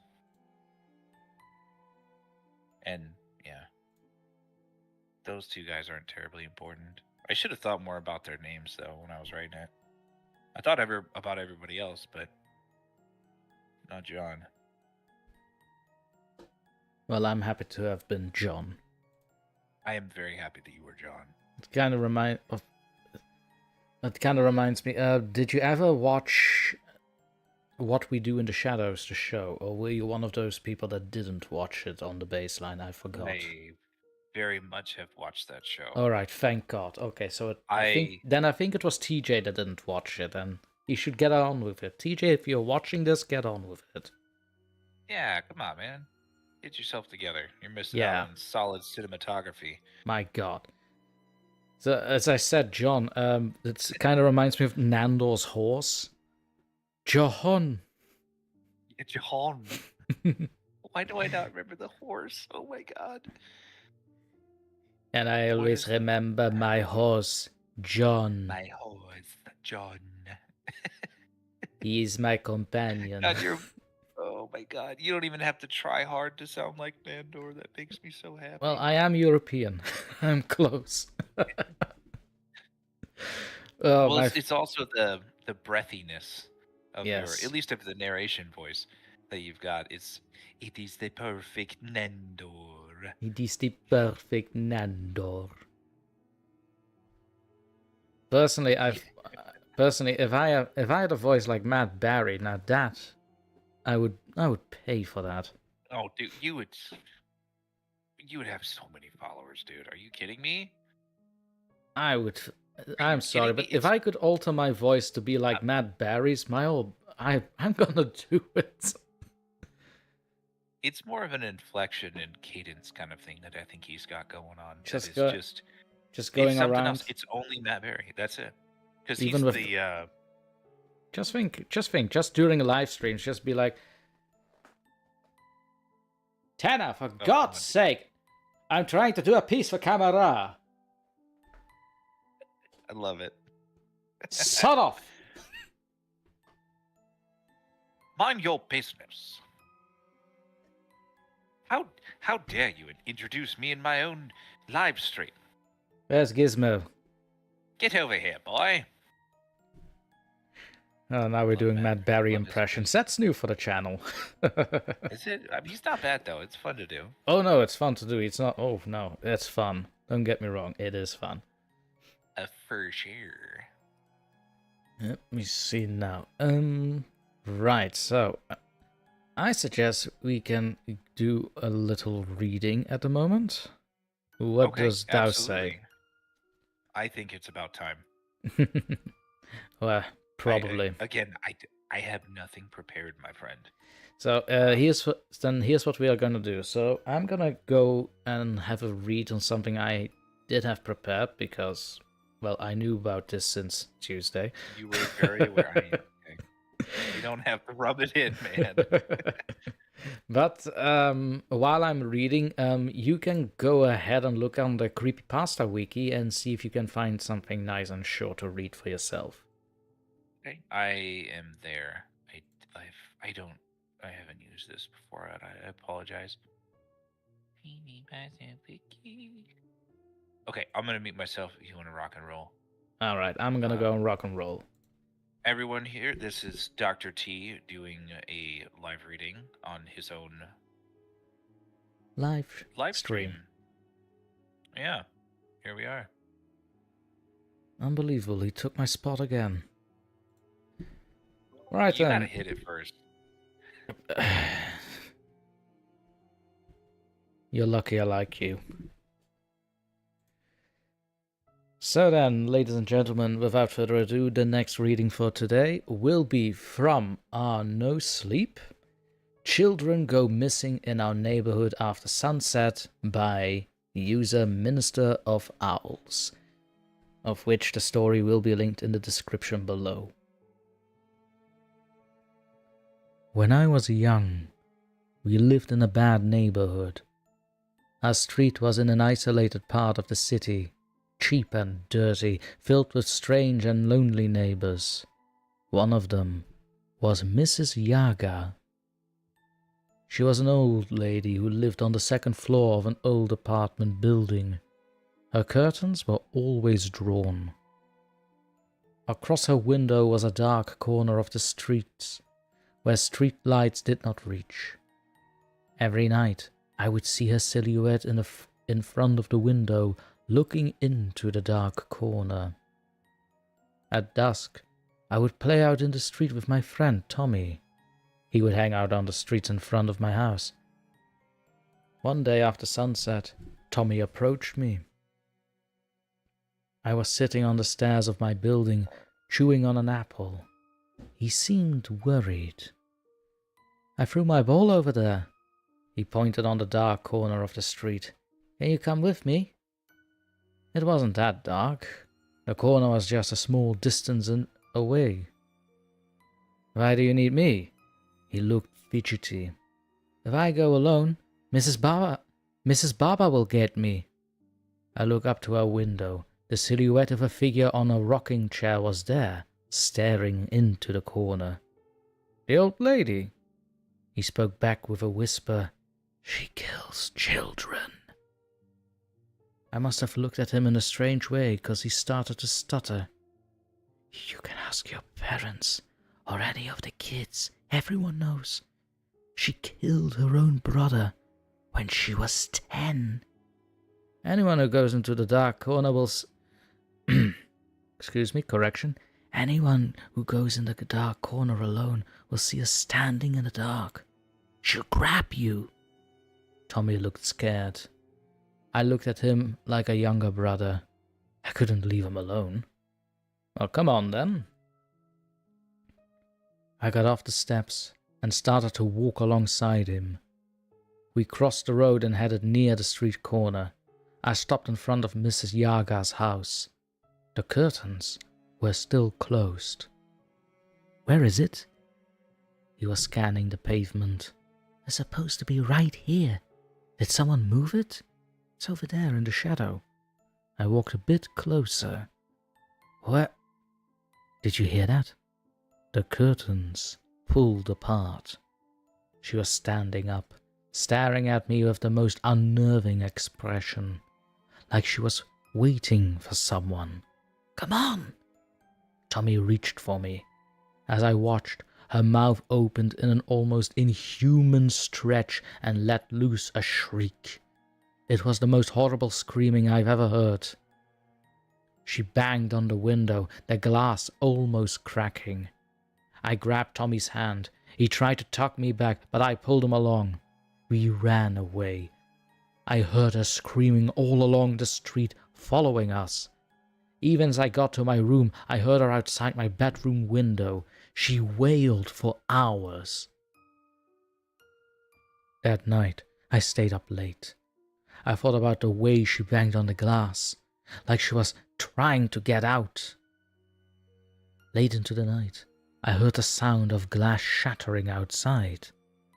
It was coming down the street.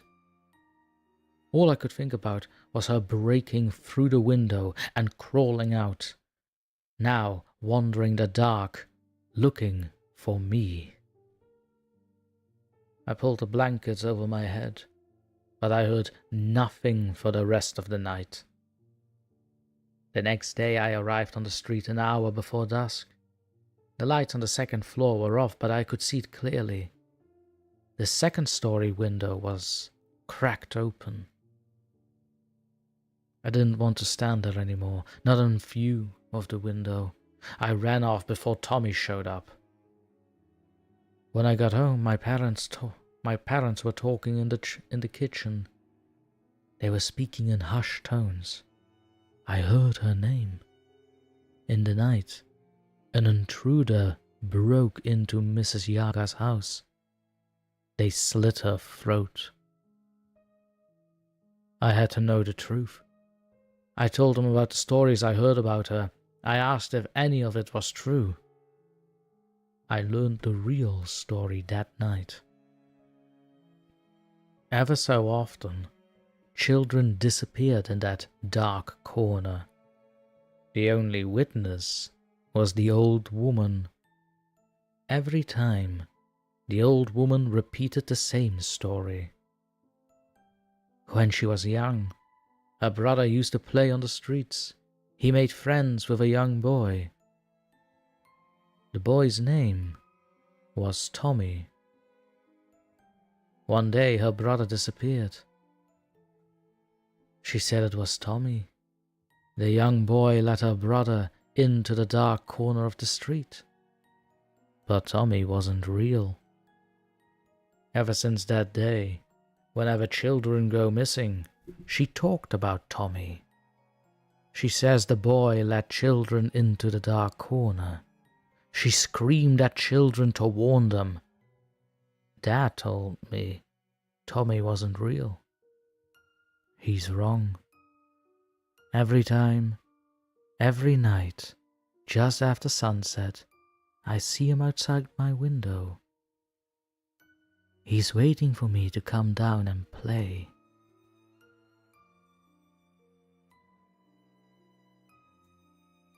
And there we have it. Children go missing in our neighborhood after sunset by user Minister of Owls on Reddit. Specifically, No Sleep. Dude, Tommy, man. It's always a Tommy. I'm not trying to mess with no Tommy, bro. I got a kid in the neighborhood that's like that, man. He's What, he lures kids in the dark too?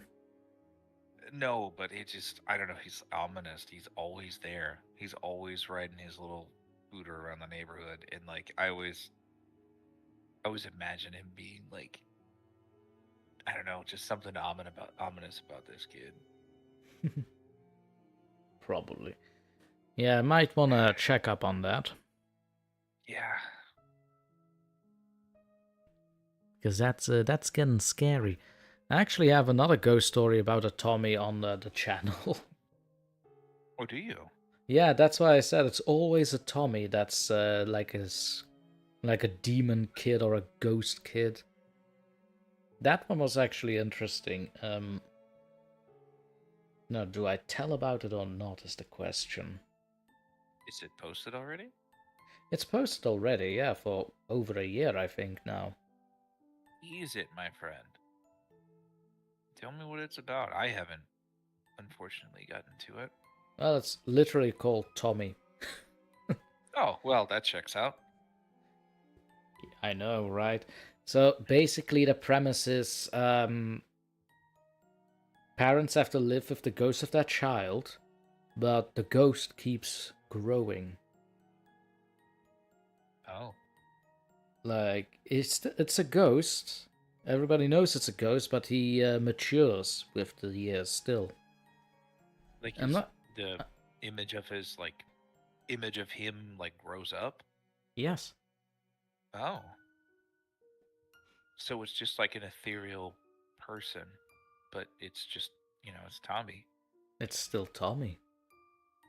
I might make that the next reading for me on this. Who knows? Okay. I might make it the I'm on next board. reading if I find it again. Speaking of readings, did you find something? I did. It's also it's written by the same user as the last one that I did. Oh, Yeah. It's did you I don't know. I don't know how to explain it. Did you happen to find it on the creepypasta, or did you like click on the name? It was I did the name. Is that okay? Are we allowed to do that? No, you're allowed to do that. Okay. That's fine. So do tell, what's it about? A little bit of a synopsis. This is I'm assuming excuse me. Hold on. Like half a second.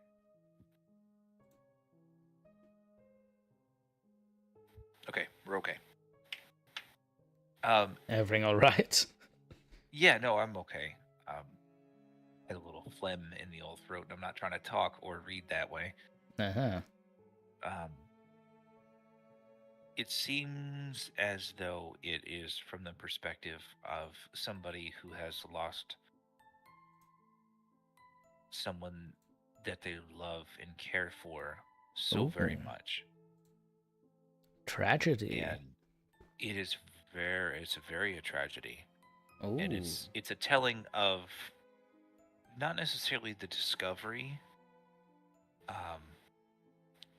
but also the discovery and the mentally destructive things that can happen to a human. Oh, no. Now I am... Ooh, I'm ready. Okay. Yeah, not a pleasant thing. By all But that's, means. that's what you guys are here for. That's what you're we are all here here for. The weirdness. I love it. The I should weirdness, get into this kind of stuff. the tragedy, the destruction. That's what we want. Okay, so I did find this one on Creepypasta Wiki, and it is also written by this William C. User, and it is entitled Dream of la Muerta. Oh. Yeah. So we're gonna... I haven't read the whole thing, just because I like the excitement too. So we're just gonna hop in, if you don't mind. Shall I? By all means, without further ado, here's Tanner Wood with his second reading in the stream. Okay. Her body could not have been more than a few weeks old, yet she was still rotting at an unprecedented rate. Hang on. Can we cut that out? I knew this because she was wearing the same Hello Kitty T-shirt I saw her in her missing poster. Black hair, once a shining blanket, was now matted down in strings against her pale greenish forehead. Her shallow skin hung clumsily from her limbs as it fell asleep in the process of climbing back into its rightful place.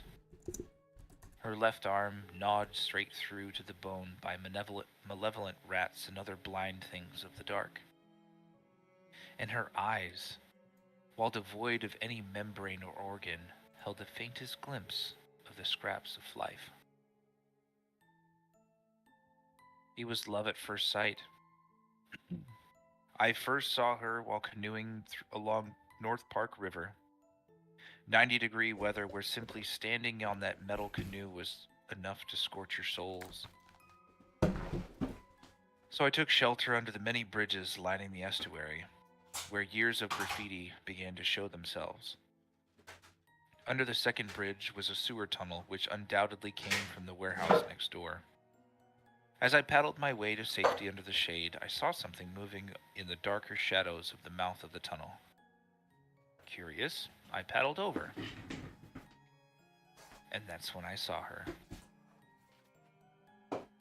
At first I assumed the rats had been swarming for a feast. Once I figured out that the figure lying at the mouth was indeed a corpse. But then I realized she was the one who had been rattling against the rails of the sewer mouth, clinging to it with one distended hand. No sound came from what remained of her waterlogged lips, but I could tell that they altogether held secrets I would never know of. Who loved you in your life? And who holds you here in death? She did not answer, but shakily stood, turned, and walked back into the tunnel with the gait of a newborn. She turned her head slowly, and our gazes met briefly before she vanished again. It wasn't an invitation, but a gesture of acknowledgement. I resolved to see her again once night set. Under the cloak of darkness, I managed to climb my way along the muddy embankment back to the sewer entrance. I almost fell several times into the river, but no serious ailment befell me. I paused at the sewer mouth, holding myself up by the bars with heels planted firmly against the sloping rocks. I dared not make a peep, and instead waited for an hour at the entrance, in fear of perhaps scaring her away. Waiting, I listened intently to the sounds of dripping water and sleepy crickets beneath my boots. I felt giddy like a teenager asking someone to prom. And then she appeared, in shadow gradient, staggering towards the mouth of the tunnel. As she came close, I could see in morbid detail the further state of decay by which I was enraptured. Her bones shone in the moonlight with unearthly contrast. Against the muddy red walls of the pipe, she glowed in ghastly blues. Breasts not quite vanished and retaining some semblance of traditional femininity, but nonetheless deflated in passive defeat. Hips pivoting as if on shallow axes, threatening to come apart at any moment. Shards of glass, steel, and other unfriendly bits clung to what remained of her flesh. Clearly, she made her ways around this old system. Her eyes were alive with a rippling wave of white maggots, causing me to hold my breath. If indeed there was an equivalent to this in her life, she must have had shining, starry eyes. I asked her, "May I come to know you?" Her answer, while not obvious to the passing eye, was made clear in the way she swayed by the breeze of the night. Whether or not she was looking directly past me or at me, deep into my soul, was irrelevant. She could indeed feel me. As if on cue, she let out a wail that could only be perceived by myself. There was something missing from this lady's life, a hollowness reminiscent of a lost child or a room emptied of its contents. I wanted to reach out and stroke her missing cheek to provide some sense of comfort, but stood back in awe, instead choosing to admire this haunting scene. I stayed at the foot of the tunnel until I fell asleep. She was gone by morning. That was the last I ever saw of her. No singular day or week or year ever let her otherworldly form grace my eyes again. There are times when I dream of her hands rattling their cage apart, dashing across the river, under the overpass, past the deathly yellow street lamps, into my backyard and into my home. She storms her way into my room, and after a briefly heart-pounding moment of ecstatic and lust and longing, she merges her face with mine. They say drowning's one of the best ways to go, and in this dream I cannot agree more.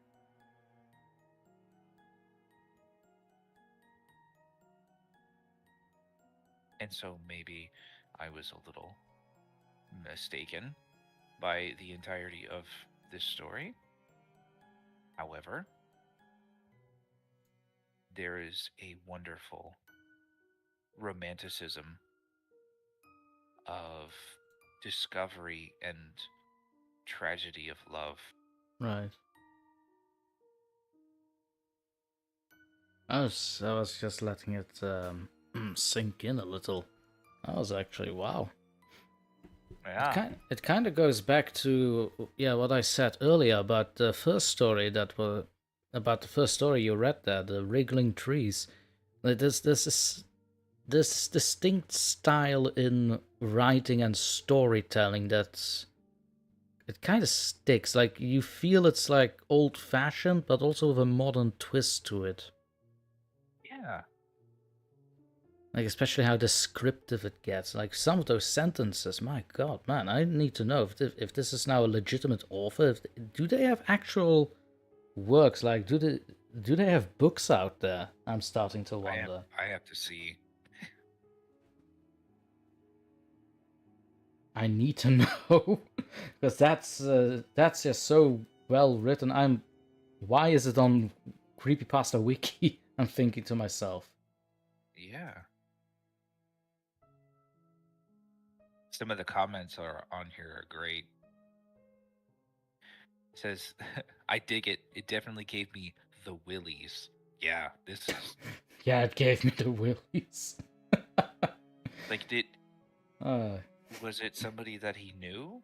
So poetic. Or was it somebody or something that he discovered?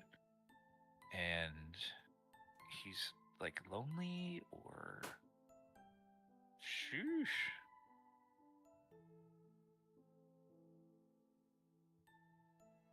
Kind of makes you wonder.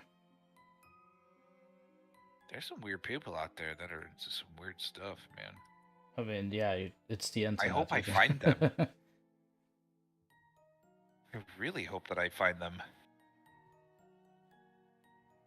Oh, we have some new folks that popped in. That's cool. For your first readings, this is actually not too bad. You're actually doing very good. Thank you. You were nervous before this, right? Oh, exceptionally nervous. Just the most nervous. Yeah, see, it's like I told you. It's just like a regular call we're having, just with a little bit of reading in between. That's about it. Yeah, no, that checks out. Well, I don't know about regular call. I mean, it's been a minute since we called. That's true. That's true. It's been a while, man, and I'm glad that you're doing all right.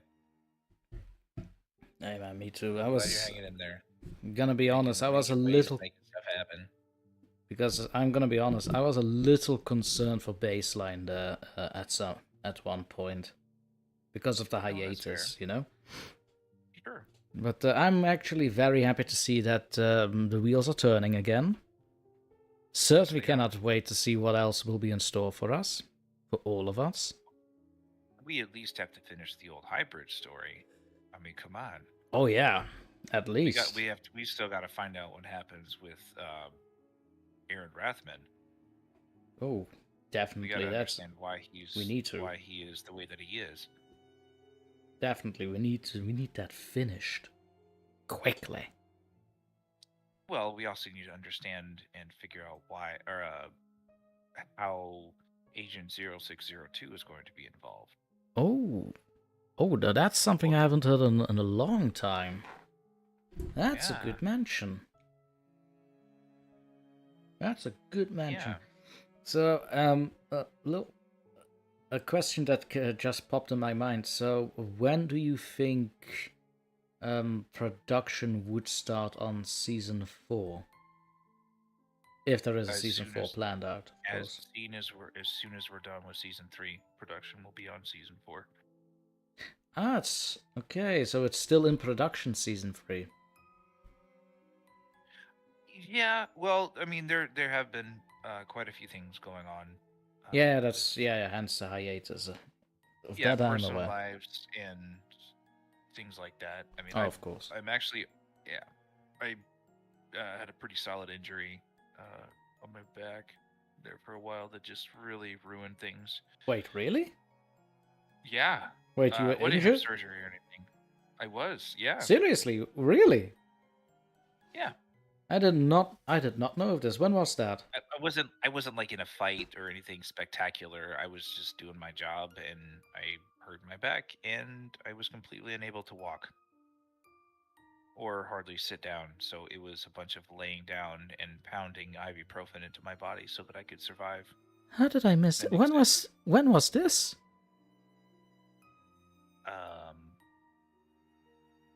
About 3 months ago. Oh my! I'm sorry, Yeah. I'm a little aback there. Like, I'm That's just okay. Well, I'm just surprised that nobody mentioned this to me. I was like, all right. So I kind of figured that you were having your life. Of course, I figured not to disturb you. But I didn't know that you had injuries to your back and stuff like that. Oh my God, no, never would have guessed. Yes, it's no good. I try to see a bunch of doctors and stuff. They keep telling me that nothing's wrong, and I keep calling BS on it. So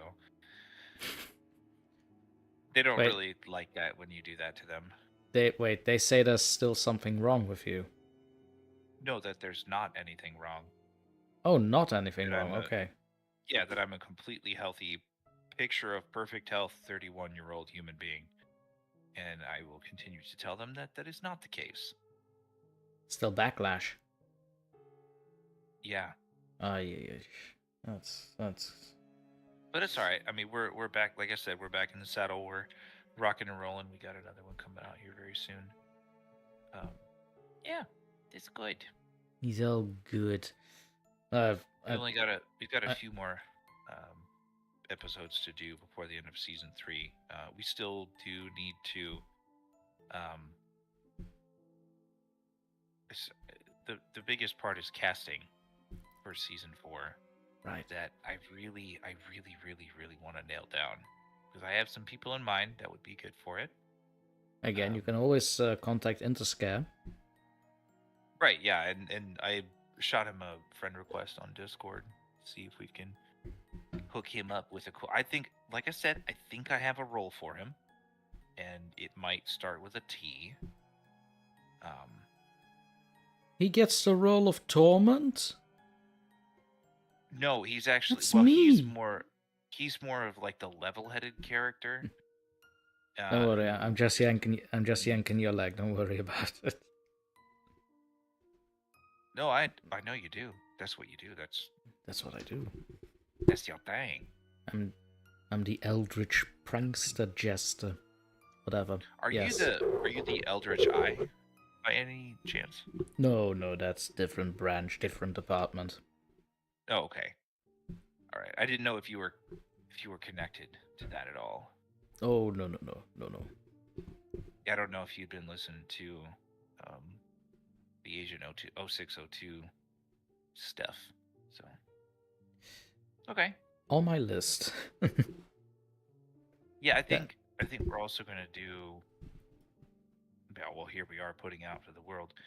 I want to put out some things in their own story. That sounds weird, because essentially we post things with basically 3 stories in the same post. But I think over the summer I'm gonna break those apart so that they can exist as their own series. Oh, that's an interesting idea. Yeah, so that way those stories will make sense. That way they're all linked together in the same way that we did the Broken Act 1. Right, so we took all the beginning parts and put them out. So I think I'll do that with Agent 0602 if I can get that cleared with the writer. See if you think that's a good idea. Right. Yeah. Well, I think it should be fine. They're all very fun stories. I love them all. That's why we're doing them. Oh, that does remind me. I don't know if you were aware of this. I mean, it's not really a big secret for the people on Discord, but one of the baseline writers did agree to flesh out a little bit of lore for the character of DrTorment. Ooh, that'll be cool. I mean, that's very cool. I think you should be familiar with him. Well, there's only a couple of them that I could be. Monsieur Onk. Yep. That checks out. Senor Arturo. Senor Arturo. Your R's and stuff, they roll so much better than mine do. Well, I've had practice. Well, they also roll further back than mine do. Oh. It's an art. Anyway, it's an art. Well, now you... I mean, that's just showing off. That's just pushing it. I'm sorry. That's fine. It's fine. Don't worry about it. If I poke fun at accents, that's only because I'm trying. It's from a place of love, right? It is. It's a place of I care for you, and I hear you, and I listen to you, and I wanna be like you. That last one. I want to be me. I want to be me. Yes. Stay yourself. Don't be me. Well, but in terms of just with the whole voice acting thing, I wanna think about those kinds of things. So. Okay. Yeah, it's from a student standpoint. Yeah. I wouldn't say you're a student at this point. Always a student. I'd say you're not a student. You're not learning, man. You gotta learn. I'd say that I'm always a student because I just run a YouTube channel. You have you basically have a small business, as it were, under you. Well, we're all friends and we have the same interest. Oh no, that We all definitely. want That makes it contribute. even better, and that makes it even better. Like it's all people that you know that you get to work with already, Yeah. and everybody knows already how to tune each other off. So, my God, I wish I had that kind of experience with work. Yeah, I guess you could see it that way. It's a I mean, we healthy don't get way. paid, so All in due It's all time. for All in fun. due time. This is It's all fun, man. it's It's all all a about good the time, and grind. we're all. It's all about the It grind, is. my friend. It's the grind. It's the long game. It's all. That's what it's about, man. It's the And grind and we the get to have time. fun and make some cool stuff along the way. There you go. Well, And thank you, fandom ambience, and what is that? Relaxing and meditation music. relaxing and meditation. Ah, yes, I know them.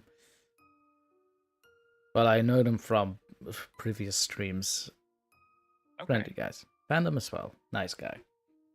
Girl. Oh, thanks. Them. Yes. I've never done this before. This is brand new, so I appreciate the encouragement. That's what we're here for. That's what I meant. See, it's your first live stream and your first live readings. You've done very well. Very good. Terrified. Just entirely terrified. Terrified. Good. That's what the channel is all about. It's all about the horror. It's all about the And the horror terror. and the... I was about to say terror. God damn it. Stole my... I was gonna say something way dumber than that. It's all What- about the terrification. Terrification. Which I don't think is actually a word, but Actually, terrification. I'm gonna remember that one. yeah. That one I'm gonna remember. My God. I'm googling it right now. Hang on. Is it a thing? No, don't tell me it's a thing. Terrification. It is the action of terrifying. Oh my or God. State or condition of terror / alarm or fright. It's an Thank you very actual much. thing. It's also a song by Into the Moss. Ah, And I don't know. Yeah. I got nothing. Yeah. I was not prepared for that. I completely thought that was a made-up word that you hear in the media sometimes. I would never have said that was a word that actually exists now. And makes Act sense at the same terrifying. time. Yeah, there you are. It makes sense at the same time. I'm angry now. No. Don't be angry. Be excited. I'm No always wonder. I'm always excited. This is one a PG platform. You can't tell people that. Sue me. I don't honestly have enough money for that. There you go. Haha. You win this time, DrTorment. I win all the time. Now you're right. There you go. See, now you're learning. This is good.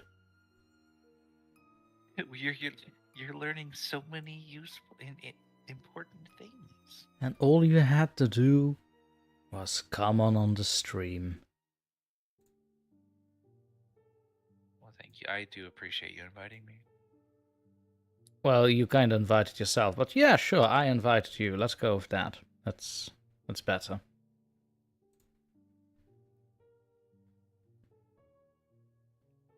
You know, I don't think you should blame me for this. I am not blaming you. Okay. Am I? No, I'm not blaming you. You can't say that. No. Can you? No, you can't. It's not blaming, it's praising. Thank you, sir. There you go. Yeah. Yes, you may have another. Yes, thank you, sir. May I have another? I've been waiting so long to say that to someone. You have no That's idea. from a thing. It's from a thing. I know it is. Take a guess. I can't. Well, my dad said it to me a lot. To be fair, I'm not entirely privy to where the source is from. I think Oliver Twist. No, This is no, Metal Jacket. Sorry, almost. it was one of those army movies from the 80s, 90s. I remember that. I keep getting things that says Animal House. The movie Animal House. And that makes me sad. Is it from Animal House? Oh. Yeah. The old 1978 film Animal House. Good lord, that's a long time ago. Yeah, that's definitely before our time, my friend. I mean, no, I've seen it, but oh my god, I was a kid back then, man. I was... It was still the 90s. Well, it was a long time ago. You were a kid, and when this movie came out, so also was Kevin Bacon. Oof. Yeah, well, he's the one that delivered the line too. That What it looks like. that sounds about right. Yeah. Well, and my dad was Army, so he was a drill sergeant when I was young. Oh. So we had that was one of the lines we had to give back to him. It's ridiculous. No, Thank you, no. sir. May I have another? May I have another? Well, growing up, my dad was Army and was born in Kentucky, so all of that. Army accent and Kentucky. Yeah, you don't get much more redneck than that. Patriot too, I guess. There's nothing wrong with being patriotic. No, there was a genuine question. Oh, I'm sorry, I did not actually catch the question. If he was a patriot. Well, he's my dad, so yeah. That's what. Never mind. Well, yeah, sure. He was our Army for 24 years. I mean, yeah, kind of need to be a patriot if you get into the army. Yeah, ideally, sure. That's what you want to do. You see, normally when we have a more active chat, or at least when I have a more active chat on the solos, I'd go and ask chat what kind of a reading they want to hear next. So sometimes they even go ahead and ask me to do poetry, and I have to indulge them. I love poetry. Yes, and that's when I start to ask, all right, which kind of poetry do you want? Dark, gothic, Poe-like, something specific, and then off goes the chat. Now I see it's not really a busy day on chat now, which is also fine. I think I'm one of those three that it's showing. Probably. Yeah. Is there not a way that you can see it, right? Who's in it?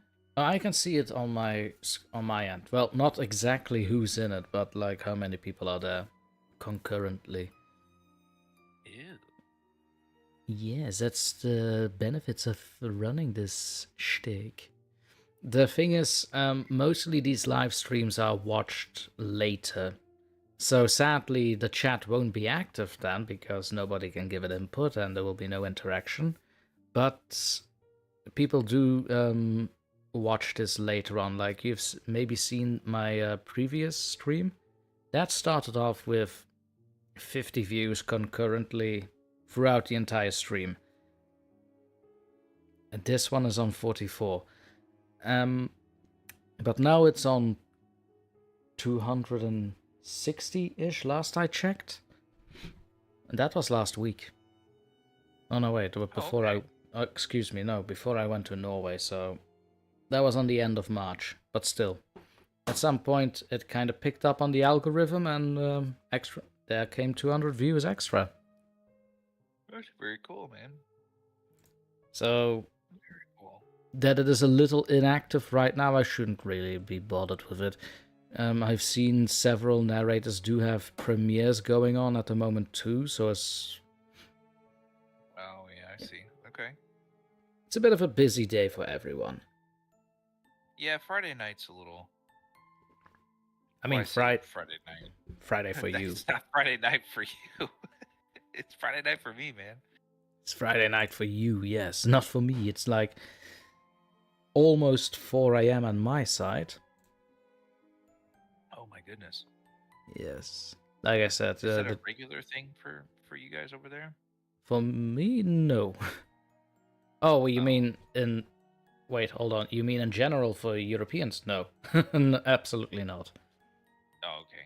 Just for folks who are involved with these kinds Yes. of things. I specifically chose 1 a.m. for my side because that's when also, that's what I believed at least, most of the audience is available or awake.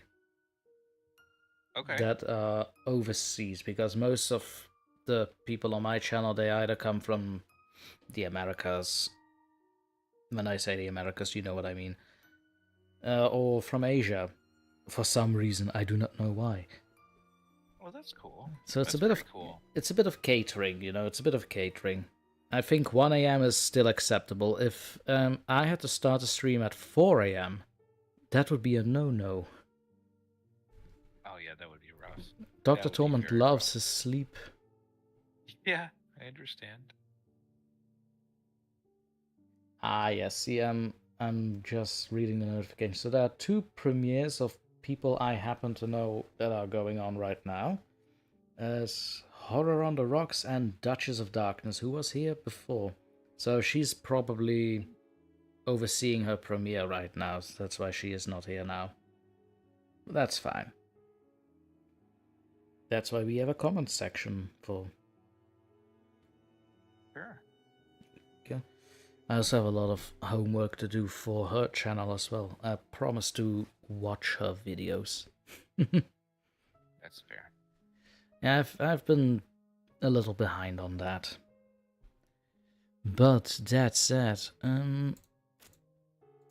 I found the Tommy story.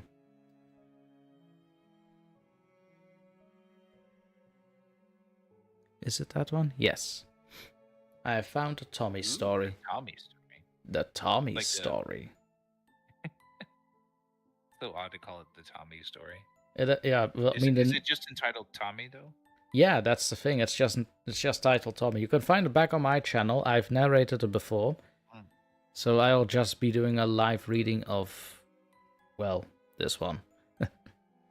Okay. And then boom, boom, boom, I can give that gives you a little time to get your next one ready Oh. if you want to, or we can do a break after I do this one. Up to you.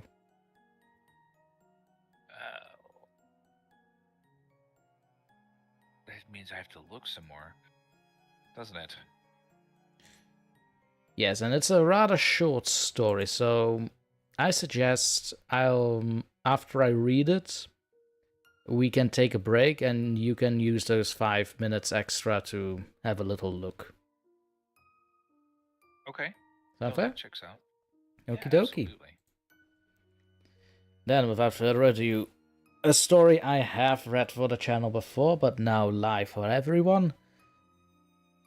Tommy by 1001 Nights on Our Short Scary Stories.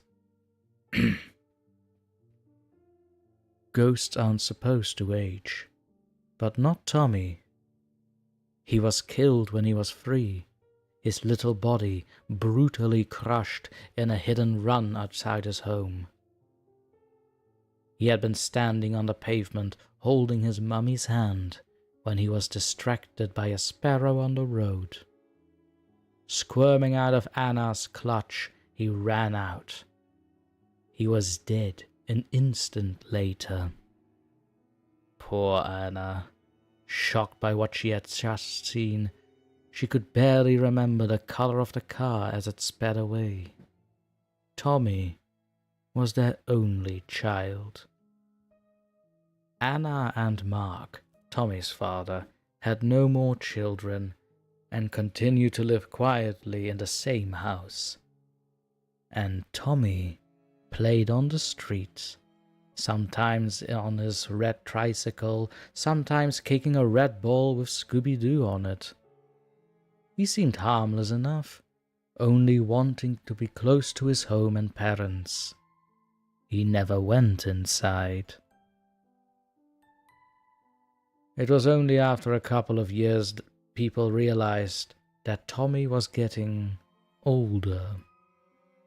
Mary and a couple of the other neighbors tried to talk to Anna, but Anna looked blank, as if she hardly understood who Tommy was. By the time Tommy would have been 10, it was a common sight on that street. A boy paddling furiously on a tricycle with his knees bent up to his ears. Mary brought it up at a local meeting.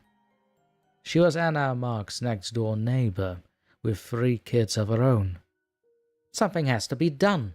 The boy is growing bigger every day. Someone will get hurt.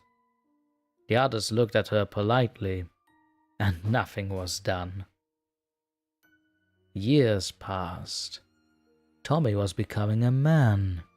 A young, handsome man, with a shock of bright air and a fierce smile, paddling around chasing sparrows on the road outside their house. Drivers who didn't know would brake to a sharp stop, jump out, only to see nothing. It was the evening of his 18th birthday. Anna stood on the pavement, the exact spot she had been standing so many years ago. One of Mary's kids came and stood next to her. Together, they watched Tommy kick his Scooby-Doo ball, a tall, lean man on the cusp of life. Mary's kid turned to Anna. "I saw you. You pushed him. And it was his dad's car." Anna gasped. She had been waiting for this moment, for someone to tell her what they had done. Tommy stopped kicking the ball and looked at his mum. Fire burned in his eyes, the sun that set his hair on fire. He smiled, that fierce toddler smile, crooked on a young man. Anna shook her head. "I couldn't be a mum. I hated every second. I wanted my own life back. And so did Mark." Tommy held out his hand to Anna. She stepped on the street. The sudden squealing of brakes and her scream ripped through the calm street. This time, Mark didn't speed away. He came out of the car and looked down silently at his wife's broken body. Tommy was gone. And there we have it. Tommy. Like I said, it's always a Tommy that's the creepy little ghost or demon kid of the neighborhood. Yeah, that's wild, man. Good old Tommy.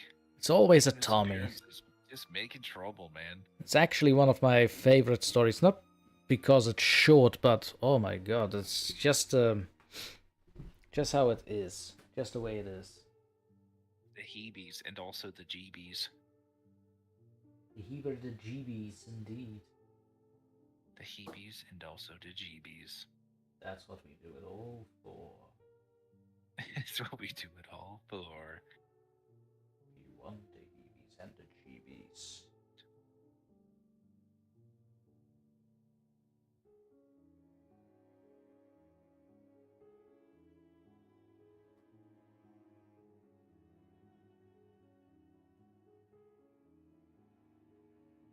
In the meantime, you're still looking for one? Yeah, I am. If there's any, we got any kind of suggestions from anywhere, that would be fantastic. I like this. This is fun, though.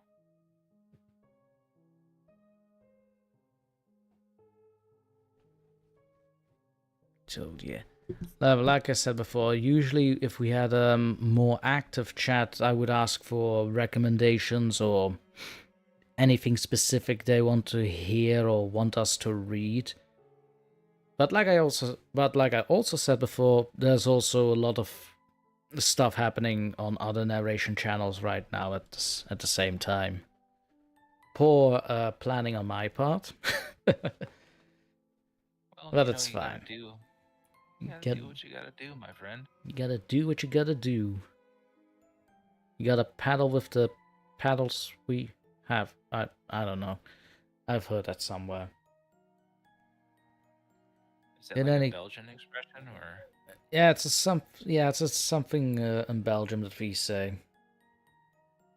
You row with the paddles that you have. It's basically it. The rough translation.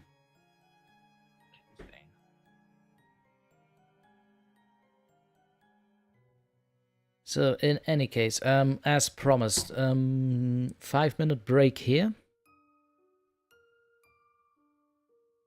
Or have you found something I want to continue? Oh no, I am still snooping. Still snooping.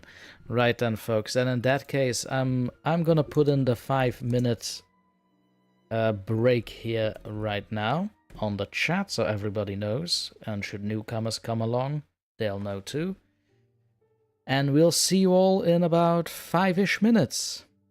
See you then, and keep it spooky.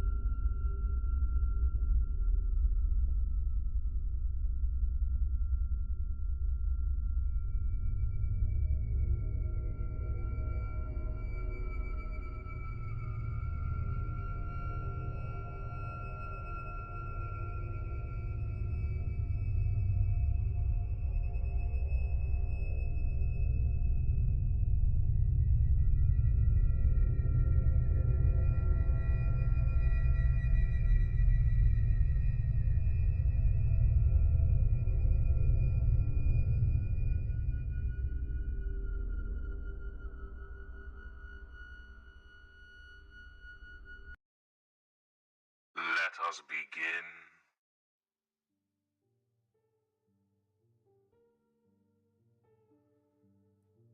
And we are back from our break. Once again, welcome Tanner Wood. Hello, sir. That's a good lad. He can say hi. I mean, hi. Yes, sir. May I have another? One more, sir. Yes, sir. May I have another, sir? Also, Lulu, welcome back from where you were and back to the stream. We missed you. I missed you. Hi, Lulu. The cats missed you.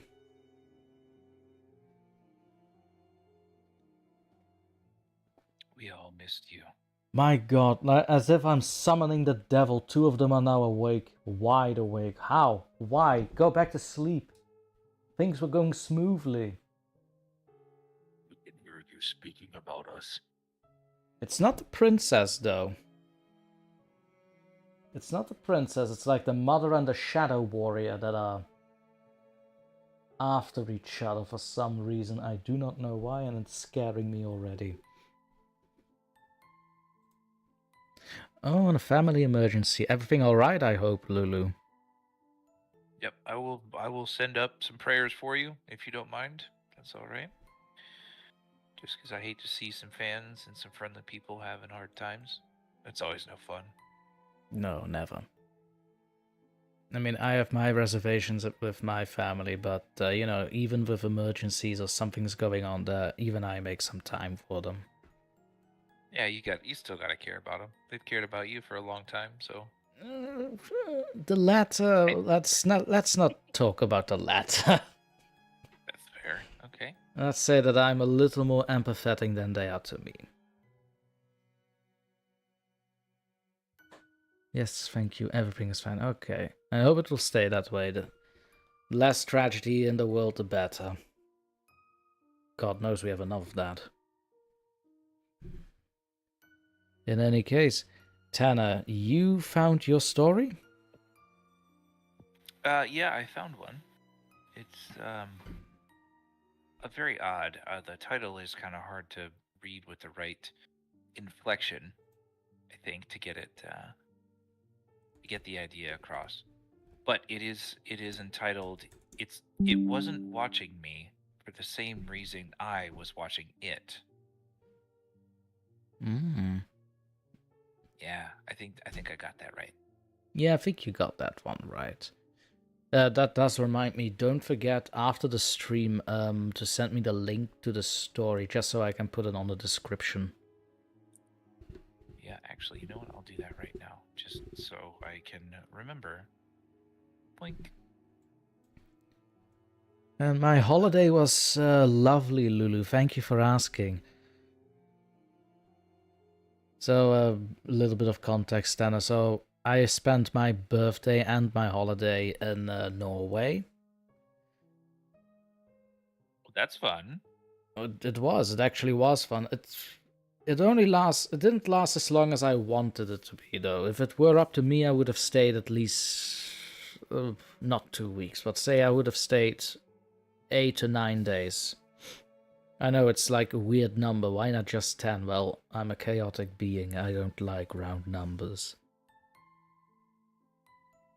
You're into like square and odd numbers? If you say circle, I say triangle. No, okay. No, that makes sense.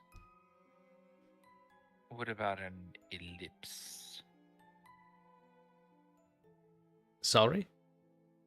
What you say circle, I say ellipse, but okay. Oh, I still say Ellipses. triangle. Oh, okay, cool. No, that checks out. Or colon. Depends. Something very pointy, one way or the other. Pointy is Stabby, fine. Slicey, pointy. See, now you're getting it. I'm gonna get you one of those like rocker jackets that have like the spikes on them, dude. No, I already have it on my Okay, one of those biker things. Yeah, like the leather biker jackets. Well, similar to the one that the DrTorment character has, however, with many, many more spikes. I mean, that's a long coat. Well, hey, if I can find a spiky long think. coat, I'm gonna get you one. Jesus, I mean, by all means, yeah, but do you have my size? Oh, We are I will find your size. We are belly button buddies. We are not size buddies. Honestly, I thought we would make it the entire stream without saying that word, but all right, cool. I yeah. promised you it would be mentioned. Now it is mentioned. And we're on YouTube, and I can't say what I want to say. This So, is fair, man. You trapped me. Wait, for context, people, for context, this is just a little joke we do on Discord, alright? Don't think too much about it. We say weird stuff on Discord, and sometimes those stuff lingers there. We don't show each other's belly buttons, although... No, we don't. No. We don't show each other's belly buttons. That would be weird. It would be very strange. That would be very strange. Like Hugo Strange. Anyway, I have a story to read. Yes, you have a story to read. Let's go with that. If you don't mind. I mean, no, by all means. It's your turn anyway. This one is from... I don't see an author for this one. Oh, wait, if I can make one more comment. Fire away, Chief. Yes, Lulu, the photographs I posted, a very beautiful place. It's in the region of Valdres, in the, well, quote-unquote city of Beterstühle. Very beautiful region. The Jotunheim Mountains are very close by as well. Marvelous. I wish I could take more pictures, but alas, I was enjoying my time a little too much. And there are the kitties.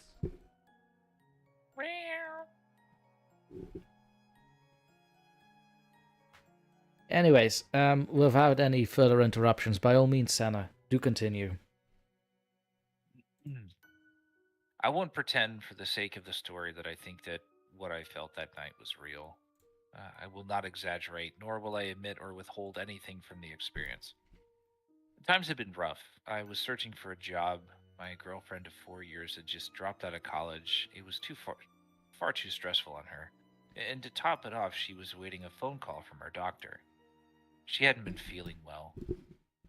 Uneasiness and dizziness were daily ailments. We don't know what the results could be. One night, she was feeling particularly nervous about the impending diagnosis. I hadn't gone to bed that day, as usual for me. I decided I should probably go to sleep, seeing that it was 7 in the morning. I sent my girlfriend a text message, letting her know that I was retiring for a nap, and that I had set an alarm clock for 9 o'clock. 2 hours. Then I would rise, dress myself, shower, and go visit her. We were still young, both of us living with our respective parents still.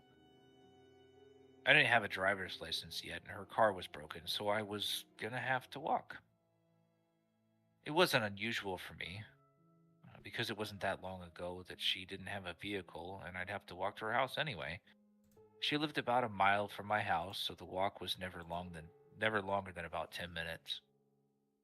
I had a long driveway to march down, then cross one small road into a field that spanned the majority of the overall distance between our homes. Then finally a short path that was in kind of an S shape through a thin patch of the woods.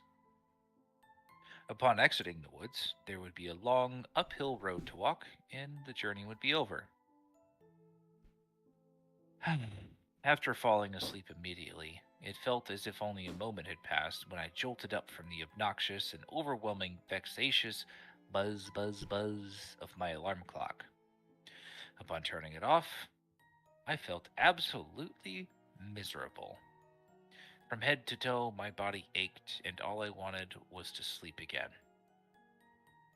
I suppose that's what I get for forcing myself to stay awake for 24 hours at a time, then interrupting the deep sleep after a mere 2 hours with the most jarring sound imaginable.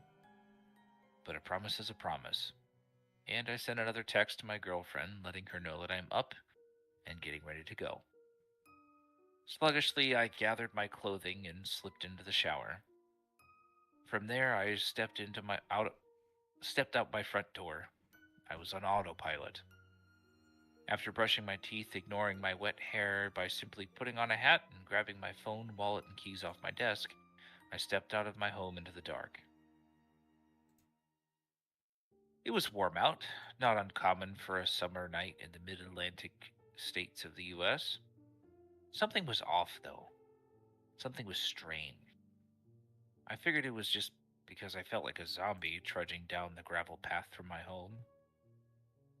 I sent one more text message to my girlfriend, telling her that I was on my way and that I wouldn't be texting her anymore until I had arrived because the flashlight app on my phone didn't allow me to use any other function on the device while it was on. I closed out the messaging system and opened the flashlight app. It made a generic and cheesy click noise to imitate a real flashlight before the bright light dispelled all of the darkness in front of me. I stood at the end of my driveway on the corner of the street that intersected it. There were 3 ways to get to my girlfriend's house. There is the only way cars can go, up and down out of the neighborhood, looping around from the main road. That way was too far to walk. I could follow the street up until it ended at a dead end, and take the even shorter path through the thick woods and end up right at her back door. That route was more common of me to take in the winter because it was shorter, and if there's snow on the ground, I can walk on the pavement most of the way. The only problem is that since it's so dense out there, the summer bushes and all. Oh boy, I can't even read. Please forgive me. In the summer, bushes and other tall, thick vegetation grows to engulf the entire path. My only real option was the typical path, through the field and into the woods. For some reason, I stood there for a moment, looking into the field.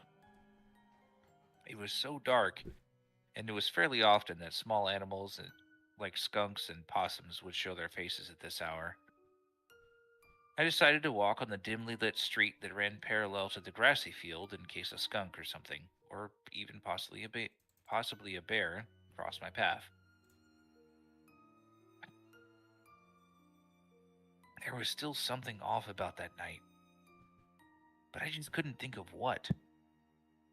I patted my pockets to check for my keys and my wallet just to be sure it wasn't a sense of missing something that I was mistaking for eeriness. Both were present, and my phone was in my hand, lighting my way, so I dismissed the sensation of forgetting something as a cause for the strangeness.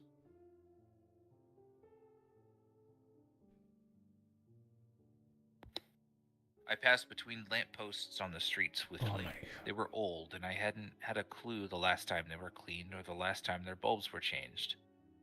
The light they provided was barely sufficient for more than about a 15-foot radius, so I kept my flashlight on. About halfway down the road to the entrance to the forest, a small bush in the front yard of someone's home rustled violently for a moment before settling down. I ceased my brisk march abruptly and presented my light to the bush. Scurrying out was a medium-sized possum. He ran into the street, about 2 yards in front of me. I lowered my light and watched as it turned its head to look at me. It stared at me for just a second before I stomped my foot on the pavement hard enough to scare it off. It jumped and quickly darted off into the yard on the other side of the street. Seeing a possum was nothing strange, at least where I lived. Skunks and bears were common as well, in addition to a rare appearance of cougars. I continued moving down the street until presented in front of me was the last lamppost. Not far from there was the gap in the trees of the forest that was the mouth of the path. The light of the final lamp was twice as dim as the others. From where I was standing, it appeared that the entire world just ended there. A dim light, some more road, a patch of gravel, then nothing at all. As I approached what seemed to be the void, I held my light up to it. I was now standing on the graveled area that separated the road from the tree line. As I stepped onto the tiny rocks, a loud crunch startled me. It was then that I realized what was so strange about that night. If you've ever been in a wooded area or neighborhood surrounded by forest at night, there's always that ear-piercing sound of insects making their various noises. But the high-pitched chirps and squeals of tiny nocturnal creatures were absent. My whole walk had been in near complete silence, and I hadn't noticed until a loud sound invaded my ears. This unnerved me. I had thought at first that I was sleeping or dreaming, and that bugs would soon erupt into their usual incessant shenanigans, the sounds doubling as my alarm clock, and I would get up and do it all again for real. But I can distinguish reality from a dream, and I pondered as to why the choir of immense aggravation decided to remain silent on this night only. Despite living in the southern U.S. surrounded by country boys, I knew nothing of forest and bugs and nature. The fact that I agreed to walk on a patch of woods is a bit out of character for me, because the thought of being dirty repulsed me.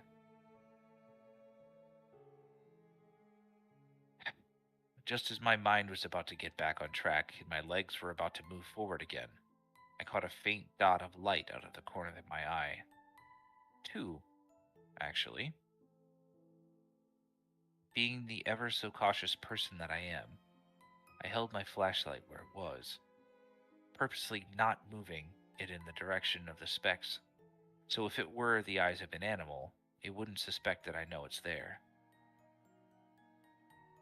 But then a chilling thought came over me. In this pitch black, how could they be eyes? They wouldn't be glowing or reflecting light because there's no light source into them.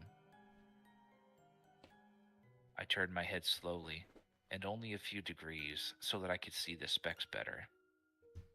I maintained the light's position in front of me as I examined as best as I could the dots. My eyes met with the light specks. My grip on my phone light tightened, and I froze, perfectly still.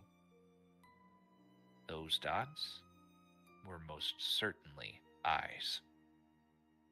The horrid creature that housed them was something unlike anything I had ever seen. It was humanoid in shape, about 3 feet tall, and it had no facial features, no mouth or ears or nose, just the 2 eyes, and they glared at me with such disgust that it terrified me. It sat, perched, well, more like squatted, and it stared and stared. It looked for subtle movements in it. I looked for subtle movements like its chest expanding from respiration or a blink of the eyes, but nothing happened. It remained completely stationary. My eyes were beginning to tear up and my nose started to burn like when you hold back a soda-based burp. At this point, my initial reaction was to run into and through the woods and not stop until I was inside my girlfriend's house. Then I thought to run back and take the long way around after all. My girlfriend would understand if I merely mentioned I didn't want to go through the bear-infested woods at night. But then my senses came over me. I'm not a spiritual or religious person by any stretch, so the word demon or ghost didn't come to mind when thinking about this creature. I knew it had to be some kind of animal. I felt like whatever it wasn't watching me for the same reason that I was watching it. It was observing. It seemed to be waiting. I thought for a moment to turn off the light altogether. I figured that if I can't see it in this darkness, it can't see me. But that idea vanished almost as soon as it came. Because this thing was not human. It could likely see just fine in the blackness.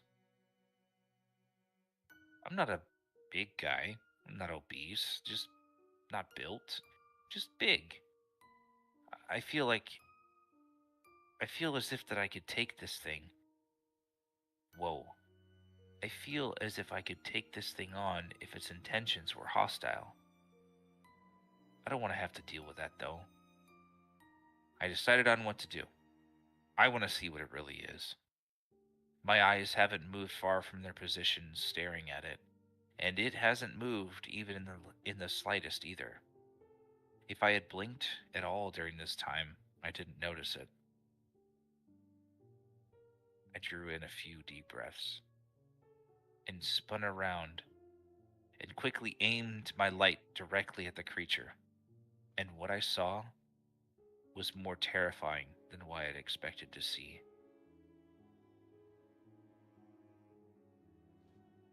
Nothing. Absolutely fucking nothing. I exhaled my held breath and pointed my light all around me to see where it went, but it was nowhere. I scanned the tree line and did multiple 360-degree spins in search of the thing. I shined the light directly where it stood once again, but there was nothing there at all. The grass under where it stood looked unchanged. Did I imagine it? No, I couldn't have. It was there. I decided to continue through the path cautiously, but quickly. My mind raced as my legs digged. How could I even think that something was there? Nothing could have moved that fast. I let my fear cloud my judgment and intelligence. I knew better. At the end of the path, I stopped. I turned off the flashlight app and opened my inbox to tell my girlfriend that I had arrived. I decided against telling her about the situation. After all, regardless if it was my imagination or some actual horror out there, I avoided it. At least for now.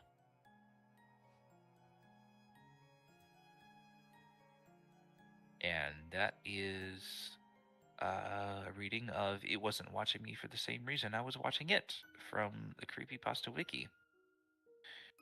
That was something else as well. That was weird, man. Weird, indeed. I see fandom commenting like it reminds me of it, and I get what he's there. Yeah, I get what he's getting at, like the basement scene with Georgie. Okay. Basically, he sees like two pale eyes looking at him, but as soon as he takes his flashlight and looks at him, it's just glass reflecting off. Yeah, I think it's more of a the way that the scene was made, fear or like the feeling that you get from the fear in the dark. Yeah. Like, oh my god! In the dark. Imagine if you're completely alone, you're young, and it's dark, and you already maybe have a phobia. You start seeing things in the dark.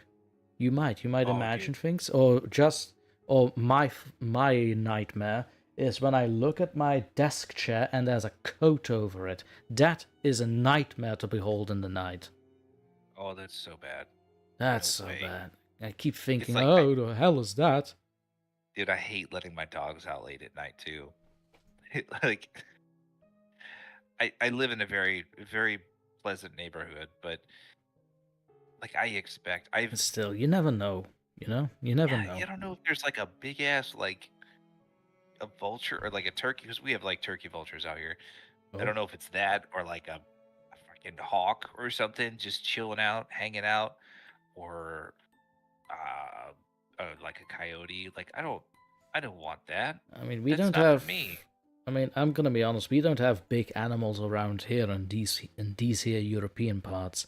But the thing is, my apartment, it's between two streets, the building. And people have been telling me like a year or two ago like that I should let the cats out. But here's the thing, I'm already paranoid as can be. If I let them out during the night, they just won't come back because a car got to them. Can't have that. Just thinking about it, it just makes me already like, ugh, no.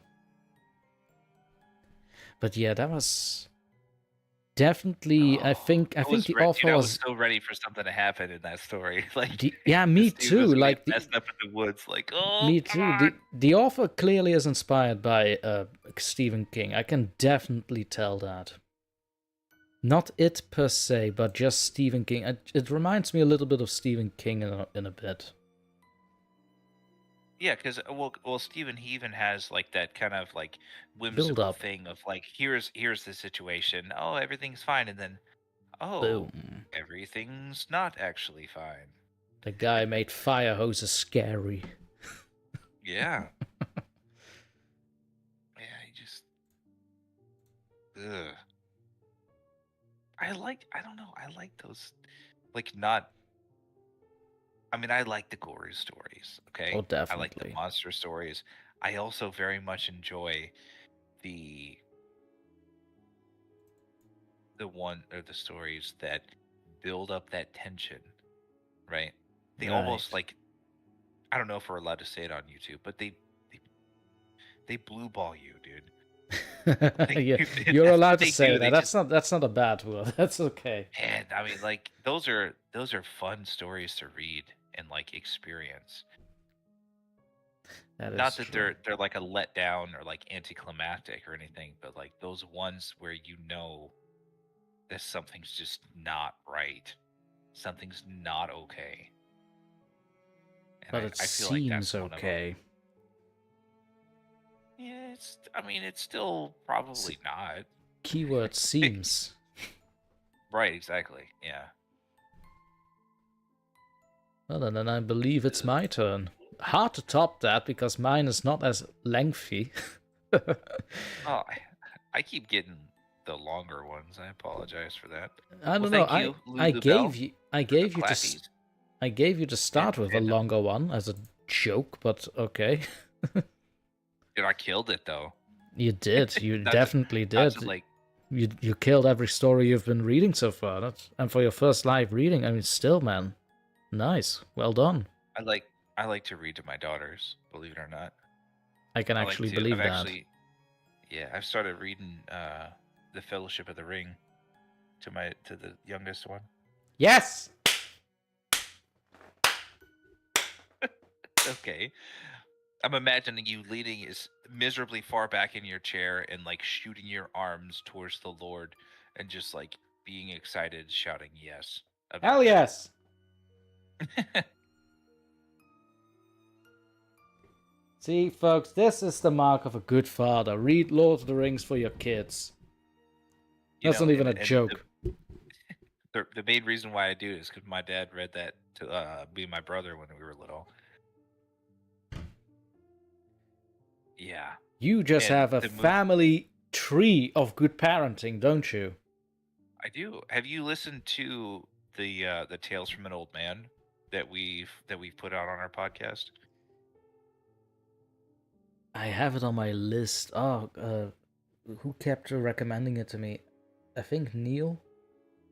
Yeah, it was. Yeah, Yeah, I bet Neil. Neil did. The Tales from an Old Man. So there's we have a longer one that he was the main character for. That Evan Swole Daddy actually wrote for us, and it's a. I'm sorry. Just hearing the name. Well, that's that's his little online tag or whatever is Swole is. Daddy. Yeah. Oh. But he wrote that one for us. It's 3 parts and it's a little over a half hour for each one, I think.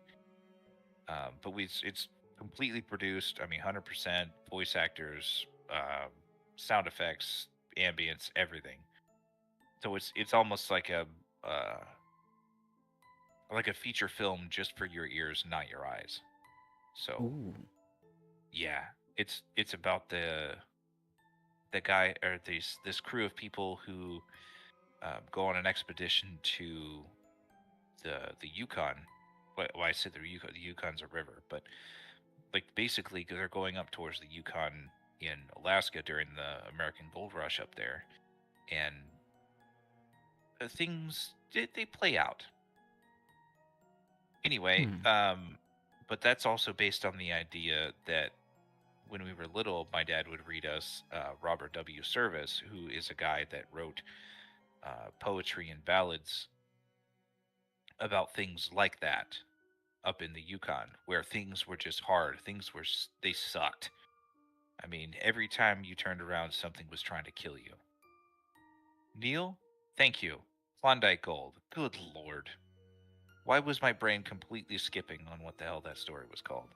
Welcome back, Neil. Neil.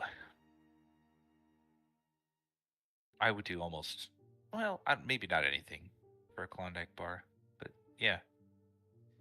But I the Tales from an Old Man. I Those are can't the kinds of translate. things that. I can't translate Klondike bar in my head. I don't know what it is. It's just a big square. I don't know, like a 4-inch by what the fuck? I don't know what it is in centimeters. Whatever you guys use. Are we gonna bring this okay, up hold on. now? No, hold on. I got this. It's a 4-inch, so.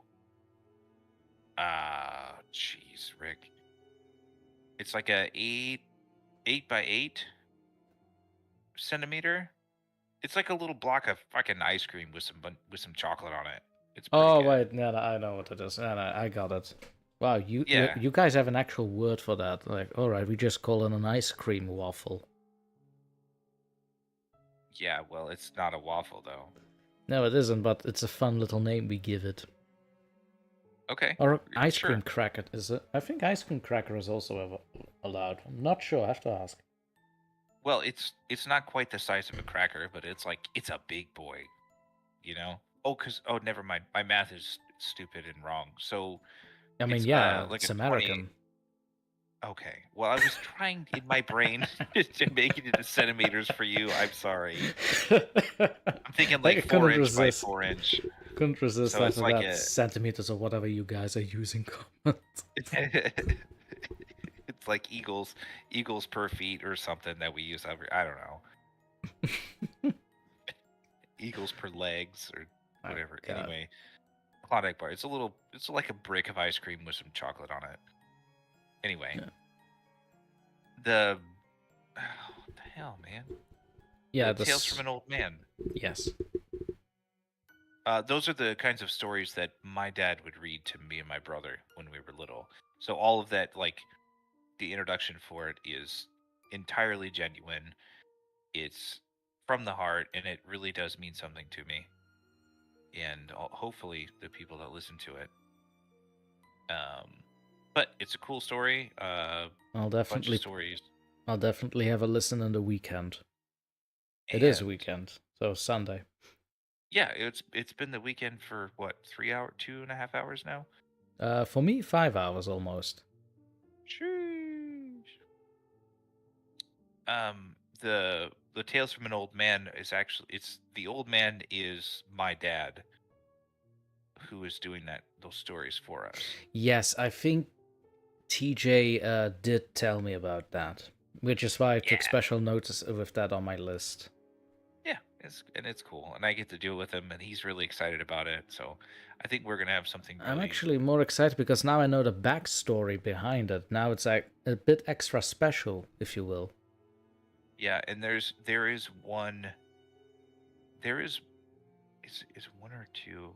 It might be two, but it's at least one story that he always told to us when we were little, like bedtime stuff that we have not done yet. And I really want to be able to get that one together and produce it properly to give it the ambiance and the sound effects and the angst that exist in that poem, to present it to the world the way that we saw it when we were kids. Right. Yeah. Yeah, and I'm actually excited now for Sunday. Oh, well, it's not. Oh wait, it's not out yet? Tales of an Old Man? What? No, Tales from an Old Man is like a summer thing that we're doing. Oh, okay. I Like, thought it was out already. I'm like, okay. Here I was panicking. Okay. It's okay. So between season 1 and season 2, we did some episodes of Tales from an Old Man. Between season 2 and 3, we've done some Tales from an Old Man. So it's kind of like a filler thing that exists, Right. but it's almost its own entity on its own.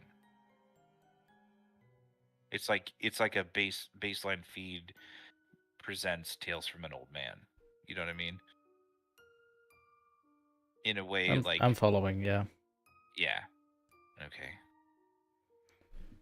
Kinda. Anyway, I'm actually excited for summer. Nice. yeah. Can't wait. I think we're gonna. I think, and I don't want to give it away too much, but I think we're gonna focus more on. It'll be like because like I said before, my dad was in the army for 24 years, so he's very interested in those like war stories because there's some really messed up war stories that people have. Oh yeah. It's amazing to even imagine that human beings could do those kinds of things. Could endure through those kinds of things too. Yeah, I think endure is the proper word for that. Is endure those kinds of hardships and still continue to do their damn job, which just blows me away, dude. Braver man than me. I have a heart. Yeah, for fucking real though. But something along the lines of during World War II. Correct me if I'm wrong, please. With who's the British guy that was like Churchill? Churchill, yeah. That he was the operations that he was involved in. Oh, that's World War II, yeah. Yeah, so World War II kind of stuff. So it'll be kind of like more modern than the 1940s or 50s. Well, I guess it's about the same, or the 1840s. Excuse me. Well, definitely something to look forward to. Nice. Yeah, dude, it's gonna be cool. I am very excited, and I feel very honored that I get to produce it.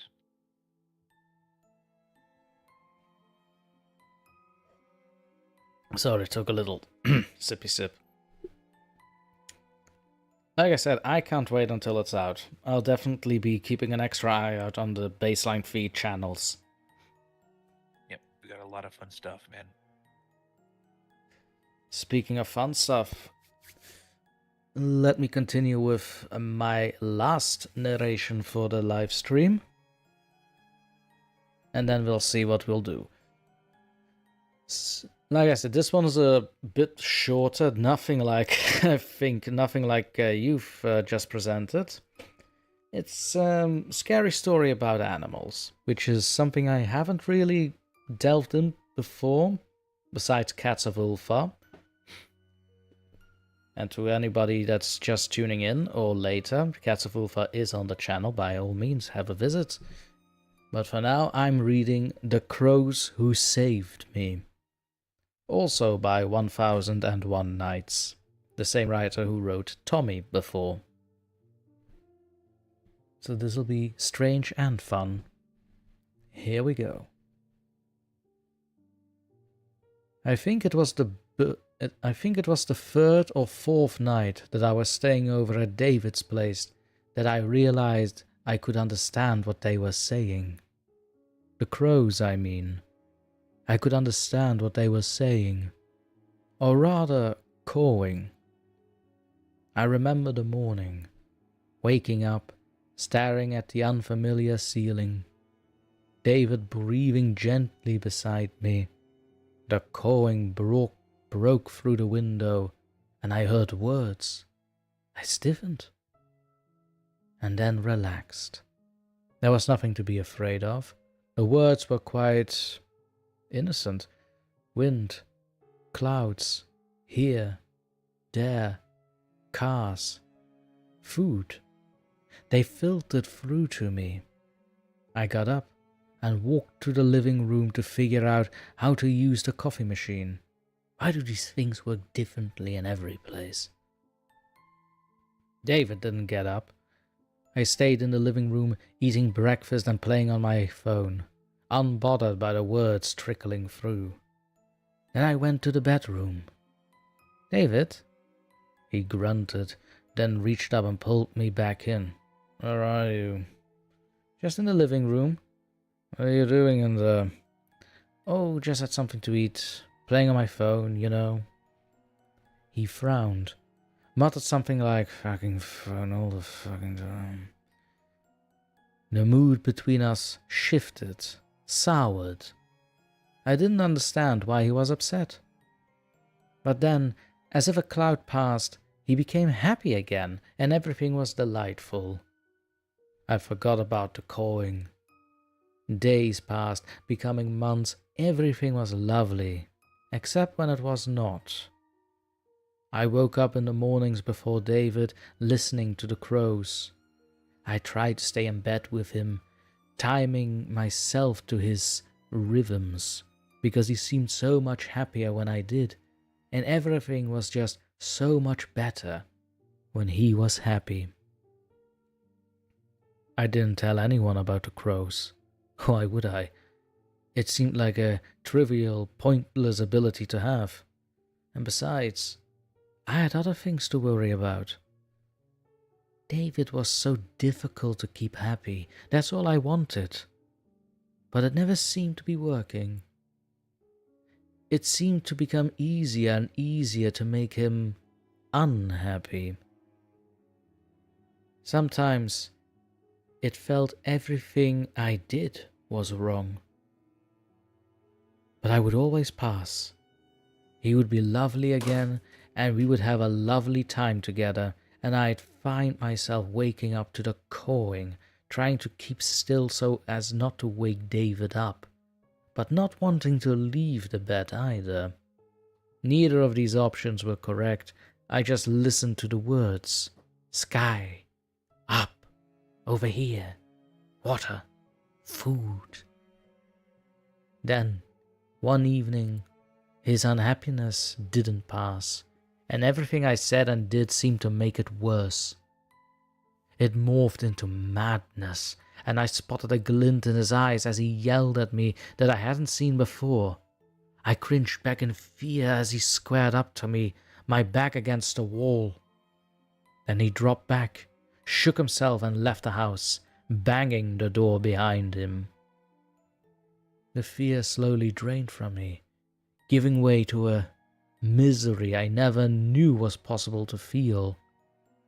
I went to bed, not knowing what else to do, and fell asleep sobbing. The harsh cawing entered my sleep. Images of crows swirling against the clouds filled my brain. A particularly loud caw ripped my sleep apart, and I jerked up, gasping. I was awake, and the sound of the crow filled the bedroom. I could see its outline behind the gauzy curtain at the window, grey in the early dawn light. There was no sign of David. Leave! The beak opened and closed. I got up and slowly went to the window. I pushed the gauze aside. Leave! Repeated the crow. He will kill you. He's coming back now. I stared at the large black bird, unable to move. Run! We will slow him down. The grey sky seemed to turn black as thousands of crows rose, cawing and then descending towards the driveway. I could hear the car. I became galvanized. Grabbing my phone, I rushed out the back door and I left his house. I began running down the street. I never went back to that neighborhood and never heard the crows talk again.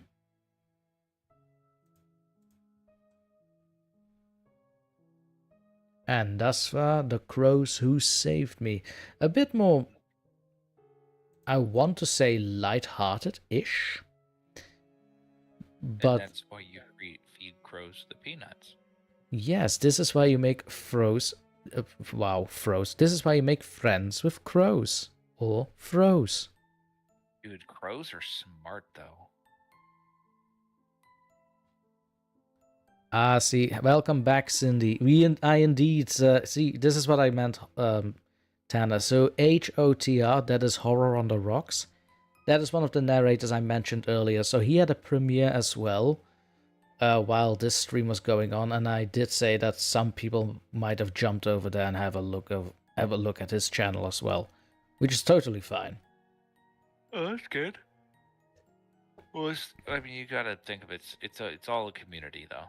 It's one big happy family. Well, dysfunctional, creepy, horror family, but still a family. Yeah, it's an intrusive family. That's okay. Intrusive. Yeah. In any case, Cindy, welcome back again. You did join as we are about to close down the stream, but before we close down, a little special something for Lulu, because I think I'm gonna make this a tradition. Thank you, Lulu, because you actually started this. You and I believe Cindy and Duchess as well. So I'm now going to enter streams with a little poetic narration from Edgar Allan Poe, which is gonna be nice. I've mostly covered most of his. I think, well, most is, that said a lot. I've covered a number of his poems already on the channel, but you know, as a little ending, it's always nice to leave a melancholy.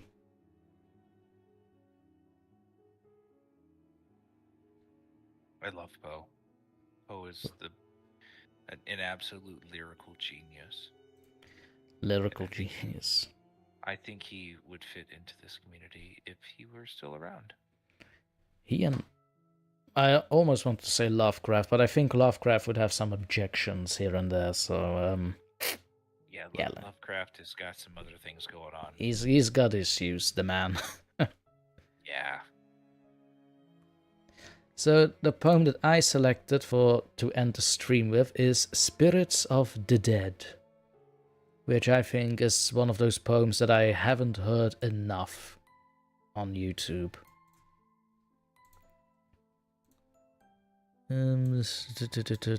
But before I'm going to narrate it, is there any other question anyone in the chat would love to ask or know? By all means, almost everything is allowed. Anything and everything. Oh, how do I get involved with voice acting and maybe even writing my own stories that Tanner, can get produced? Tanner, that is not the chat, that is you. Oh, I thought that was somebody else. See, no, okay, look, the difference is on chat they type stuff and you say the stuff. Okay, hold on. Oh god. You're gonna type it on the chat, aren't you?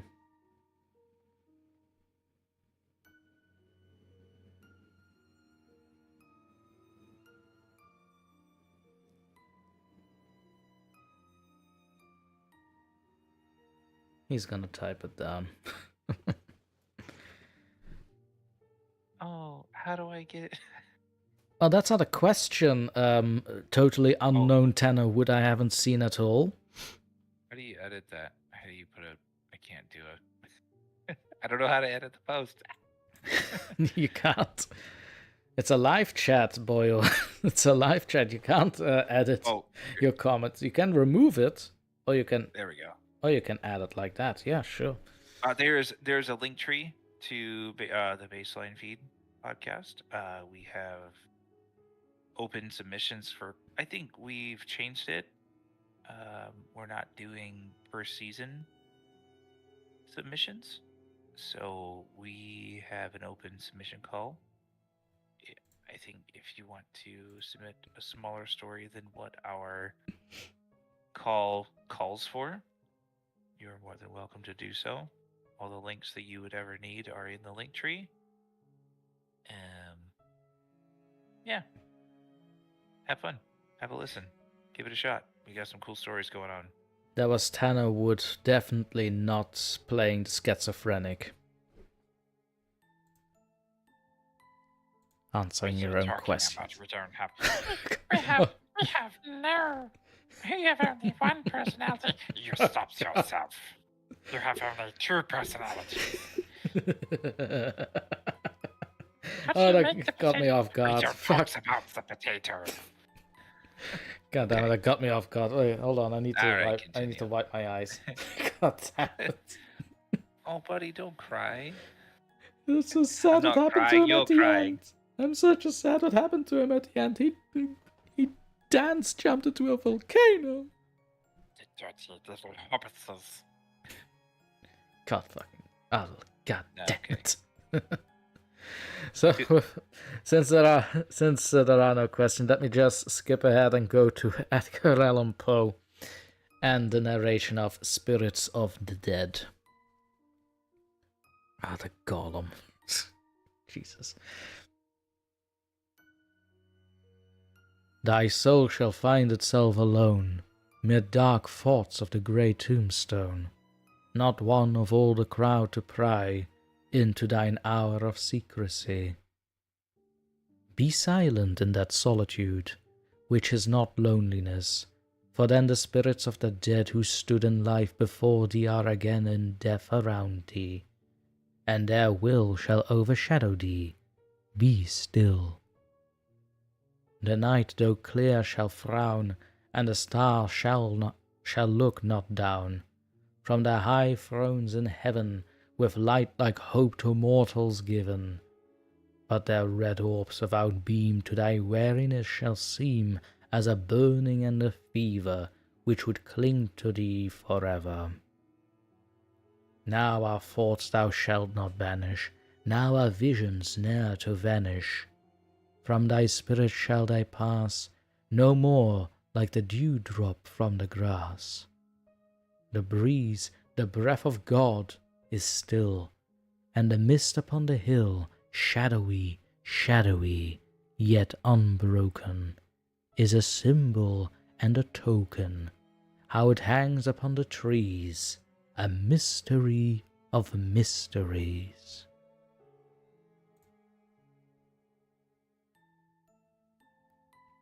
And there we go. In my opinion, one of the most, well, not the most, but one of the more underrated poems of Edgar Allan Poe.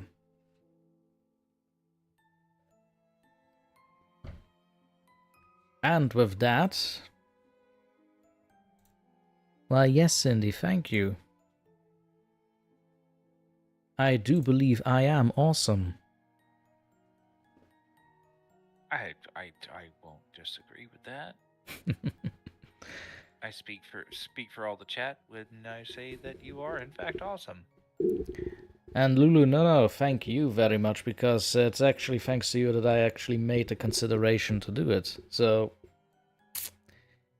you might hear a few of the poems extra. Thank you, Lulu. And modest. Yes, I am very modest. In fact, you wouldn't, I don't think, find anybody more I'm a model of modest. I'm a model of modesty. I truly am the best, you see. Well, at being modest. Yeah. Yeah. Obviously, and other things.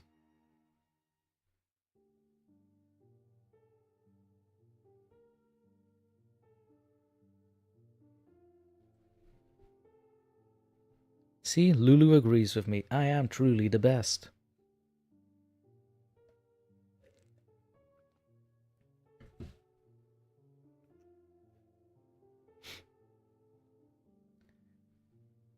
But, as I was saying, with that poem read, I am afraid that's about all the time we have for you good folks today. Which means we are at the end of our stream. Tanner, I thank you for being a guest here. Thank you very much, sir, for having me. I appreciate it. Hopefully I didn't talk too much about myself. I had a lot of fun. Like that was very cool. I mean, yeah, for your having those first stories live. thrown at me. I mean, again, for your first live and the things you've read, I mean, my God, man, I would honestly say you were fooling me in that. I would honestly say you were fooling me. Well, But I know you're a little better, so it's fine. Well, when I have a little bit of preparation, things get Yeah, a little better. I'll be more clear next time. I'll be No, it's more fine. clear next time. I think the impromptu stuff is better anyway. That's basically what Yeah. my streams are. It's basically me going impromptu without the guests too. I think I'm gonna start at a YouTube channel for just maybe not necessarily horror narration, just narration of things, If you do let me know. good stories, maybe perhaps. And all I would ever do is cold reads of things. I would never prepare or edit things. I would just do it all live. I think that sounds pretty good.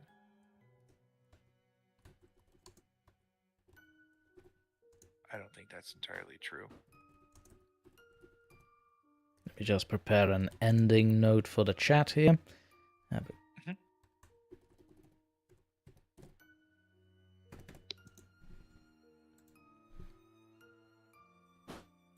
Well, thank you for the contact. All these folks I have literally never seen before. Your support is amazing, and you should. I don't know how YouTube does their support things, but subscribe, like, hit the bell, comment on videos, watch them for God's sakes. I haven't, and I apologize, but I will do so. I will forgive you if you bring me. I will forgive you if you bring me proof that you do so. Okay. I will. This is I gonna will sound be old, but I eagerly will fax awaiting. them and I will send them to you All as right, proof. acceptable. Except we have terms. Okay. Will you take Then- care of yourself, buddy? With that all said, ladies and gentlemen, I bid you a good day, a good morning, or a good evening, wherever you are. And until our next session, don't fall asleep ever.